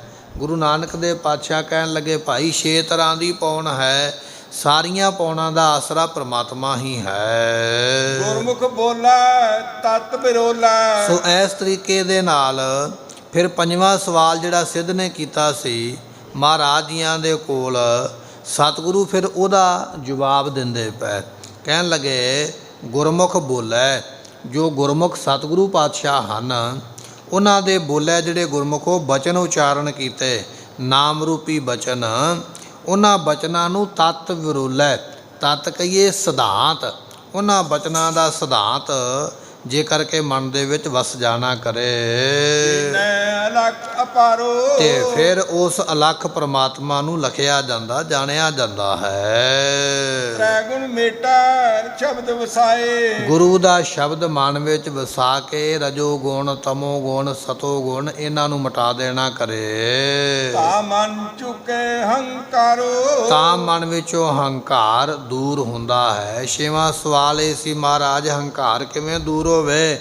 ਸਤਿਗੁਰੂ ਪਾਤਸ਼ਾਹ ਕਹਿਣ ਲੱਗੇ ਭਾਈ ਤਿੰਨੇ ਔਗਣਾਂ ਨੂੰ ਮੇਟ ਕੇ ਪਰੇ ਕਰੇ, ਨਾਮ ਨੂੰ ਮਨ ਵਿੱਚ ਵਸਾਏ, ਤਾਂ ਹੰਕਾਰ ਦੂਰ ਹੁੰਦਾ ਹੈ। ਅੰਦਰ ਬਾਹਰ ਏਕੋ ਜਾਣਾ। ਸਤਿਗੁਰੂ ਪਾਤਸ਼ਾਹ ਨੂੰ ਫਿਰ 7ਵਾਂ ਸਵਾਲ ਕੀਤਾ ਸੀ ਸਿੱਧ ਨੇ ਵੀ ਉਹ ਪਰਮਾਤਮਾ ਕਿੱਥੇ ਨਿਵਾਸ ਕਰਦਾ ਹੈ? ਪਾਤਸ਼ਾਹ ਕਹਿਣ ਲੱਗੇ ਉਹ ਪਰਮਾਤਮਾ ਅੰਦਰ ਵੀ ਹੈ ਭਾਈ, ਉਹ ਪਰਮਾਤਮਾ ਬਾਹਰ ਵੀ ਹੈ। ਇਸ ਤਰ੍ਹਾਂ ਜਾਣ ਕੇ ਉਹਦੇ ਸਿਮਰਨ ਵਿੱਚ ਲੱਗ ਜਾਣਾ ਕਰੇ, ਉਹਦੇ ਸਿਮਰਨ ਨੂੰ ਕਰਨਾ ਕਰੇ। ਹਰ ਨਾਮ ਲੱਗਾ ਪਿਆਰੋ। ਸਤਿਗੁਰੂ ਪਾਤਸ਼ਾਹ ਕਹਿਣ ਲੱਗੇ ਜਿਨ੍ਹਾਂ ਗੁਰਮੁਖਾਂ ਦਾ ਨਾਮ ਦੇ ਵਿੱਚ ਪਿਆਰ ਲੱਗਦਾ ਹੈ, ਫਿਰ ਪਰਮਾਤਮਾ ਉਹਨਾਂ 'ਤੇ ਕਿਰਪਾ ਕਰਦਾ ਹੈ, ਉਹਨਾਂ ਨੂੰ ਆਪਣੇ ਵਿੱਚ ਮਿਲਾ ਲੈਂਦਾ ਹੈ। ਜਿਨ੍ਹਾਂ ਨੇ ਅੰਦਰ ਬਾਹਰ ਉਹਨੂੰ ਇੱਕ ਜਾਣ ਕੇ ਉਹਦੇ ਨਾਮ ਨੂੰ ਜਪਿਆ, ਉਹਨਾਂ ਦਾ ਪਿਆਰ ਬਣ ਜਾਂਦਾ। ਫਿਰ ਪਰਮਾਤਮਾ ਉਹਨਾਂ 'ਤੇ ਕਿਰਪਾ ਕਰਦਾ ਹੈ, ਉਹਨਾਂ ਨੂੰ ਆਪਣੇ ਮੇਲ ਵਿੱਚ ਉਹ ਮਿਲਾ ਲੈਂਦਾ ਹੈ। ਸੁਖਮਨਾ ਏੜਾ ਪਿੰਗਲਾ ਬੂਝੈ, ਜਾਂ ਆਪੇ ਲੱਖ ਲਿਖਾਏ। ਗੁਰਮੁਖੋ ਇਹ 3 ਤਰ੍ਹਾਂ ਦੀਆਂ ਜਿਹੜੀਆਂ ਨਾੜੀਆਂ ਕਥਨ ਕੀਤੀਆਂ ਨੇ, ਸੁਖਮਨਾ ਹੈ, ਏੜਾ ਹੈ ਔਰ ਪਿੰਗਲਾ ਹੈ। ਇਹਨਾਂ ਦੀ ਵਿਚਾਰ ਬੜੀ ਡੂੰਘੀ ਹੈ, ਬੜੀ ਸਿਧਾਂਤਕ ਹੈ। ਵੱਖੋ ਵੱਖਰੇ ਵਿਦਵਾਨਾਂ ਨੇ ਇਹਨਾਂ ਦੀ ਵਿਚਾਰ ਨੂੰ ਕਥਨ ਕੀਤਾ ਹੈ। ਪਾਤਸ਼ਾਹ ਕਹਿਣ ਲੱਗੇ ਸੁਖਮਨਾ ਤੋਂ ਭਾਵ ਹੈ ਪ੍ਰਾਣਾਂ ਦਾ ਠਹਿਰਾਉਣਾ। ਜੋਗੀ ਲੋਕ ਆਪਣੇ ਪ੍ਰਾਣ 10ਵੇਂ ਦੁਆਰ ਵਿੱਚ ਚੜ੍ਹਾ ਕੇ ਉੱਥੇ ਰੋਕ ਲੈਂਦੇ, ਉਹਨੂੰ ਕਿਹਾ ਜਾਂਦਾ ਹੈ ਸੁਖਮਨਾ। ਏੜਾ ਕਿਹਾ ਜਾਂਦਾ ਹੈ ਕਿ ਪ੍ਰਾਣਾਂ ਦਾ ਚਾੜ੍ਹਨਾ, ਚਾੜ੍ਹਨ ਦਾ ਤਰੀਕਾ ਹੋਣਾ। ਪਹਿਲਾਂ ਪ੍ਰਾਣ ਚੜ੍ਹਦੇ ਕਿਵੇਂ ਨੇ, ਚੜ੍ਹਾਉਣ ਦਾ ਤਰੀਕਾ, ਇਸ ਨੂੰ ਏੜਾ ਕਿਹਾ ਹੈ। ਫਿਰ ਉਹਨਾਂ ਪ੍ਰਾਣਾਂ ਨੂੰ ਠਹਿਰਾ ਲੈਣਾ, ਰੋਕ ਲੈਣਾ ਇੱਕ ਥਾਂ 'ਤੇ, ਉਹਨੂੰ ਸੁਖਮਨਾ ਕਿਹਾ ਹੈ। ਅਤੇ ਇਸੇ ਤਰ੍ਹਾਂ ਪਿੰਗਲਾ ਤੋਂ ਭਾਵ ਹੈ ਫਿਰ ਉਹਨਾਂ ਪ੍ਰਾਣਾਂ ਨੂੰ ਉਤਾਰਨਾ ਕਿਵੇਂ ਹੈ। ਸੋ ਆਪਾਂ ਇਸ ਤਰ੍ਹਾਂ ਕਹਿ ਲਈਏ, ਪਹਿਲਾਂ ਬਿਮਾਰੀ ਲੱਭਣੀ, ਫਿਰ ਬਿਮਾਰੀ ਦੀ ਦਵਾਈ ਤਿਆਰ ਕਰਨੀ ਅਤੇ ਫਿਰ ਦਵਾਈ ਦੇਣੀ। ਇਹ ਡਾਕਟਰ ਦੀ ਜਿਹੜੀ ਹੈ ਉਹ ਕੰਪਲੀਟ ਵਿਦਿਆ ਹੈ। ਜਿਹੜਾ ਬਿਮਾਰੀ ਜਾਣਦਾ ਪਰ ਉਹਦੀ ਦਵਾਈ ਬਣਾਉਣੀ ਨਹੀਂ ਜਾਣਦਾ, ਉਸ ਵੈਦ ਨੂੰ ਪੂਰਾ ਨਹੀਂ ਮੰਨਿਆ ਜਾਂਦਾ। ਜਾਂ ਜਿਹੜਾ ਬਿਮਾਰੀ ਜਾਣਦਾ ਦਵਾਈ ਬਣਾ ਲੈਂਦਾ ਪਰ ਦੇਣੀ ਨਹੀਂ ਜਾਣਦਾ, ਉਸ ਨੂੰ ਵੀ ਨਹੀਂ ਮੰਨਿਆ ਜਾਂਦਾ। ਜਾਂ ਦਵਾਈ ਜਾਣਦਾ ਪਰ ਰੋਗ ਨਹੀਂ ਲੱਭ ਸਕਦਾ, ਉਸ ਨੂੰ ਵੀ ਵੈਦ ਨਹੀਂ ਮੰਨਿਆ ਜਾਂਦਾ ਹੈ। ਅਸਲੀ ਵੈਦ ਉਹ ਹੈ ਪਹਿਲਾਂ ਰੋਗ ਲੱਭੇ, ਫਿਰ ਰੋਗ ਦੀ ਦਵਾਈ ਲੱਭੇ ਅਤੇ ਫਿਰ ਉਸ ਨੂੰ ਦਵਾਈ ਨੂੰ ਦੇਣਾ ਕਿਵੇਂ ਹੈ, ਪਰਹੇਜ਼ ਕਿਹੜਾ ਦੱਸਣਾ, ਇਹ ਸਭ ਕੁਝ ਜਾਣੇ ਉਹਨੂੰ ਪੂਰਾ ਵੈਦ ਮੰਨਿਆ ਹੈ। ਇਸੇ ਤਰ੍ਹਾਂ ਗੁਰਮੁਖੋ ਪ੍ਰਾਣਾਂ ਨੂੰ ਚੜ੍ਹਾਉਣਾ ਕਿਵੇਂ ਹੈ 10ਵੇਂ ਦੁਆਰ ਵਿੱਚ, ਇਹ ਜਾਣਦਾ ਹੋਵੇ। ਫਿਰ 10ਵੇਂ ਦੁਆਰ ਵਿੱਚ ਟਿਕਾਉਣਾ ਕਿਵੇਂ ਇਹ ਵੀ ਜਾਣਦਾ ਹੋਵੇ। ਫਿਰ 10ਵੇਂ ਦੁਆਰ ਵਿੱਚੋਂ ਪ੍ਰਾਣ ਉਤਾਰਨੇ ਕਿਵੇਂ ਇਹ ਵੀ ਜਾਣਦਾ ਹੋਵੇ। ਜਿਹੜਾ ਇਸ ਤਰ੍ਹਾਂ ਜਾਣਦਾ ਹੈ, ਸਤਿਗੁਰੂ ਪਾਤਸ਼ਾਹ ਕਹਿਣ ਲੱਗੇ ਬੁੱਝੈ ਜਾਂ ਆਪੇ ਅਲਖ ਲਖਾਏ। ਉਹ ਲੱਖ ਪਰਮਾਤਮਾ ਨੂੰ ਫਿਰ ਲੱਖ ਲੈਂਦਾ, ਜਾਣ ਲੈਂਦਾ ਹੈ, ਜਿਹਦੇ ਕੋਲ ਇਹ ਸਾਰੇ ਗੁਣ ਹਨ। ਇਸੇ ਪੰਕਤੀ ਨੂੰ ਫਿਰ ਫਰਮਾਉਂਦੇ ਹਨ, ਸੁਖਮਨਾ ਈੜਾ ਪਿੰਗਲਾ ਬੂਝੈ ਜਾਂ ਆਪੇ ਅਲਖ ਲਖਾਏ। ਗੁਰਮੁਖੋ ਸੁਖਮਨਾ ਤੋਂ ਭਾਵ ਹੈ ਜਿਹੜੀ ਸੁਰਸਤੀ ਨਾਮ ਦੀ ਇੱਕ ਨਦੀ ਹੈ। ਈੜਾ ਤੋਂ ਭਾਵ ਹੈ ਗੰਗਾ, ਪਿੰਗਲਾ ਤੋਂ ਭਾਵ ਹੈ ਜਮਨਾ। ਹਿੰਦੂ ਧਾਰਮਿਕ ਗ੍ਰੰਥਾਂ ਵਿੱਚ ਇਹਨਾਂ ਨਦੀਆਂ ਨੂੰ ਬੜਾ ਪਵਿੱਤਰ ਮੰਨਿਆ ਹੈ, ਇਹਨਾਂ ਦੇ ਇਸ਼ਨਾਨ ਨੂੰ ਪਵਿੱਤਰ ਮੰਨਿਆ ਹੈ। ਮਹਾਰਾਜ ਕਹਿਣ ਲੱਗੇ ਭਾਈ ਇਹਨਾਂ ਤਿੰਨਾਂ ਨਦੀਆਂ ਵਿੱਚ ਇਸ਼ਨਾਨ ਵਿਧੀ ਪੂਰਕ, ਪੂਰੀ ਵਿਧੀ ਦੇ ਨਾਲ, ਪੂਰੀ ਮਰਿਆਦਾ ਜਿਹੜੀ ਸ਼ਾਸਤਰਾਂ ਵਿੱਚ ਲਿਖੀ ਹੈ ਉਹਦੇ ਮੁਤਾਬਕ ਇਸ਼ਨਾਨ ਕਰੇ। ਜਾਂ ਆਪੇ ਅਲਖ ਲਖਾਏ, ਫਿਰ ਉਹ ਲੱਖ ਪ੍ਰਭੂ ਲਖਣੇ ਵਿੱਚ ਆਉਂਦਾ ਹੈ, ਫਿਰ ਉਸ ਨੂੰ ਜਾਣਿਆ ਜਾਂਦਾ ਹੈ। ਫਿਰ ਫਰਮਾਉਂਦੇ ਹਨ, ਸੁਖਮਨਾ ਈੜਾ ਪਿੰਗਲਾ ਬੂਝੈ ਜਾਂ ਆਪੇ ਅਲਖ ਲਖਾਏ। ਗੁਰਮੁਖੋ ਸੁਖਮਨਾ ਤੋਂ ਭਾਵ ਹੈ ਸੁਰਸਤੀ। ਸੁਰਸਤੀ ਤੋਂ ਕੀ ਲੈ ਲੈਣਾ ਹੈ? ਸਰਸਤੀ ਤੋਂ ਗੁਰਮੁਖੋ ਲੈ ਲੈਣੀ ਹੈ ਬ੍ਰਹਮ ਵਿਦਿਆ। ਬ੍ਰਹਮ ਵਿਦਿਆ ਨੂੰ ਪ੍ਰਾਪਤ ਕਰੇ। ਬ੍ਰਹਮ ਵਿਦਿਆ ਕੀ ਹੈ? ਗੁਰਬਾਣੀ ਦਾ ਗਿਆਨ ਪ੍ਰਾਪਤ ਕਰਨਾ, ਇਹ ਬ੍ਰਹਮ ਵਿਦਿਆ ਹੈ। ਇਸ ਨੂੰ ਬ੍ਰਹਮ ਦੀ ਵਿਦਿਆ ਕਿਹਾ, ਗੁਰਬਾਣੀ ਦਾ ਗਿਆਨ ਹੋਣਾ। ਦੂਜਾ ਬਚਨ ਲਿਖਿਆ ਈੜਾ। ਈੜਾ ਤੋਂ ਭਾਵ ਹੈ ਗੁਰਮੁਖੋ ਕਿ ਜਿਹੜੇ ਲੋਕ ਗੰਗਾ ਕਹੀਏ ਭਗਤੀ ਕਰਦੇ ਨੇ, ਗੁਰੂ ਦਾ ਗਿਆਨ ਤੇ ਲੈ ਲਿਆ ਹੈ, ਹੁਣ ਗਿਆਨ ਲੈ ਕੇ ਭਗਤੀ ਸ਼ੁਰੂ ਕਰ ਦਿੱਤੀ ਹੈ, ਨਾਮ ਜਪਦਾ ਪਿਆ ਹੈ, ਇਹ ਦੂਜਾ ਗੁਣ ਹੈ। ਇਸੇ ਤਰ੍ਹਾਂ ਅਗਲਾ ਬਚਨ ਮਹਾਰਾਜ ਜੀ ਨੇ ਲਿਖਿਆ ਹੈ ਕਿ ਜਮਨਾ, ਪਿੰਗਲਾ ਤੋਂ ਭਾਵ ਹੈ ਜਮਨਾ। ਜਮਨਾ ਤੋਂ ਗੁਣ ਇਹ ਲੈ ਲੈਣਾ ਹੈ ਵੀ ਕਰਮ ਕਥਾ ਨੂੰ ਜਾਣਨਾ। ਮੈਂ ਆ ਪਾਪ ਕਰਾਂਗਾ, ਇਹਦਾ ਫਲ ਮੈਨੂੰ ਇਹ ਮਿਲੇਗਾ। ਆ ਮੈਂ ਚੰਗਾ ਕਰਮ ਕਰਾਂਗਾ, ਇਹਦਾ ਫਲ ਮੈਨੂੰ ਇਹ ਮਿਲੇਗਾ। ਮੈਂ ਅੰਮ੍ਰਿਤ ਵੇਲੇ ਉਠਾਂਗਾ, ਮੈਂ ਪਰਮਾਤਮਾ ਨੂੰ ਯਾਦ ਕਰਾਂਗਾ, ਮੈਂ ਨਾਮ ਜਪਾਂਗਾ, ਮੈਂ ਲੋਕ ਪਰਲੋਕ ਵਿੱਚ ਮੁਕਤ ਹੋਵਾਂਗਾ। ਇਹਨਾਂ ਗੱਲਾਂ ਦਾ ਗਿਆਨ ਹੋਣਾ। ਦੁਬਾਰਾ ਫਿਰ ਆਪਾਂ ਇਹ ਬਚਨ ਸਰਵਨ ਕਰ ਲਈਏ। ਇੱਕ ਹੈ ਬ੍ਰਹਮ ਵਿਦਿਆ ਨੂੰ ਜਾਣਨਾ, ਗੁਰੂ ਗ੍ਰੰਥ ਸਾਹਿਬ ਦੀ ਬਾਣੀ ਨੂੰ ਜਾਣ ਲੈਣਾ। ਦੂਜਾ ਹੈ ਬਾਣੀ ਜਾਣ ਕੇ ਭਗਤੀ ਕਰਨੀ। ਤੀਜਾ ਬਚਨ ਹੈ ਮਾੜੇ ਕਰਮਾਂ ਤੋਂ ਬਚਣਾ। ਐਸਾ ਕੰਮ ਮੂਲੇ ਨਾ ਕੀਚੈ ਜਿਤ ਅੰਤ ਪਛੋਤਾਈਐ। ਮਾੜੇ ਕਰਮ ਤੋਂ ਤੋਬਾ ਕਰਕੇ ਰਹਿਣਾ ਹਰ ਵੇਲੇ, ਅਤੇ ਪੂਰੇ ਸਾਵਧਾਨ ਰਹਿਣਾ ਵੀ ਮਾੜਾ ਕੰਮ ਮੇਰੇ ਕੋਲੋਂ ਹੋਵੇ ਹੀ ਕੋਈ ਨਾ, ਮੁੜ ਕੇ ਪਛਤਾਉਣਾ ਨਾ ਪਵੇ। ਸਤਿਗੁਰੂ ਪਾਤਸ਼ਾਹ ਕਹਿਣ ਲੱਗੇ ਜਿਨ੍ਹਾਂ ਵਿੱਚ ਇਹ ਤਿੰਨ ਗੁਣ ਆ ਜਾਂਦੇ ਹਨ, ਆਪੇ ਲੱਖ ਲਖਾਏ। ਤੇ ਫਿਰ ਕਹਿ ਲਈਏ ਉਹ ਜੋ ਅਲੱਖ ਪਰਮਾਤਮਾ ਹੈ ਫਿਰ ਉਹ ਲਖਣ ਵਿੱਚ ਆਉਂਦਾ ਹੈ। ਪਰਮਾਤਮਾ ਨੂੰ ਫਿਰ ਹੀ ਜਾਣਿਆ ਜਾਂਦਾ ਹੈ। ਪਹਿਲਾਂ ਗੁਰਬਾਣੀ ਦਾ ਗਿਆਨ, ਫਿਰ ਭਗਤੀ, ਫਿਰ ਮਾੜੇ ਕਰਮ ਤੋਂ ਬਚਣਾ, ਫਿਰ ਉਹ ਲੱਖ ਪਰਮਾਤਮਾ ਨੂੰ ਜਾਣ ਲਈਦਾ ਹੈ। ਨਾਨਕ ਤਿਹੋ ਤੇ ਉੱਪਰ ਸਾਚਾ। ਉਹ ਪਰਮਾਤਮਾ ਭਾਈ ਸਾਰਿਆਂ ਤੋਂ ਉੱਪਰ ਹੈ। ਈੜਾ ਪਿੰਗਲਾ ਸੁਖਮਨਾ ਸਭ ਤੋਂ ਉੱਪਰ ਹੈ। ਗੰਗਾ ਜਮਨਾ ਸੁਰਸਤੀ ਇਹਨਾਂ ਤੋਂ ਵੀ ਉੱਪਰ ਹੈ। ਇਹਨਾਂ ਸਾਰਿਆਂ ਤੋਂ ਉੱਪਰ ਜੋ ਪਰਮਾਤਮਾ ਹੈ। ਸਤਿਗੁਰ ਸ਼ਬਦ ਸਮਾਏ। ਅਸਲ ਦੇ ਵਿੱਚ ਗੁਰੂ ਦੇ ਸ਼ਬਦ ਵਿੱਚ ਸਮਾ ਜਾਵੇ, ਲੀਨ ਹੋ ਜਾਵੇ, ਤਾਂ ਹੀ ਮੁਕਤੀ ਹੁੰਦੀ ਹੈ। ਗੁਰੂ ਦੇ ਸ਼ਬਦ ਉਪਦੇਸ਼ ਨੂੰ ਜਪ ਕੇ ਉਹਦੀ ਕਮਾਈ ਕਰੇ ਤਾਂ ਮੁਕਤ ਹੋਈਦਾ ਹੈ। ਇਹ ਮਹਾਰਾਜ ਨੇ ਅੰਮ੍ਰਿਤ ਵੇਲੇ ਦਾ ਉਪਦੇਸ਼ ਬਖਸ਼ਿਆ ਹੈ। ਭੁੱਲਾਂ ਚੁੱਕਾਂ ਦੀ ਮੁਆਫੀ ਦਿਓ ਸੱਜਣ ਅਸੀਸੜੀਆਂ, ਜੋ ਵੈ ਸਾਹਿਬ ਸਿਓ ਮੇਲ। ਸੁਖਮਨਾ ਈੜਾ ਪਿੰਗਲਾ ਬੂਝੈ ਜਾਂ ਆਪੇ ਲੱਖ ਲਖਾਏ। ਨਾਨਕ ਤਿਹੋ ਤੇ ਉੱਪਰ ਸਾਚਾ। ਸਤਿਗੁਰ ਸ਼ਬਦ ਸਮਾਏ। ਵਾਹਿਗੁਰੂ ਜੀ ਕਾ ਖਾਲਸਾ ਵਾਹਿਗੁਰੂ ਜੀ ਕੀ ਫਤਿਹ।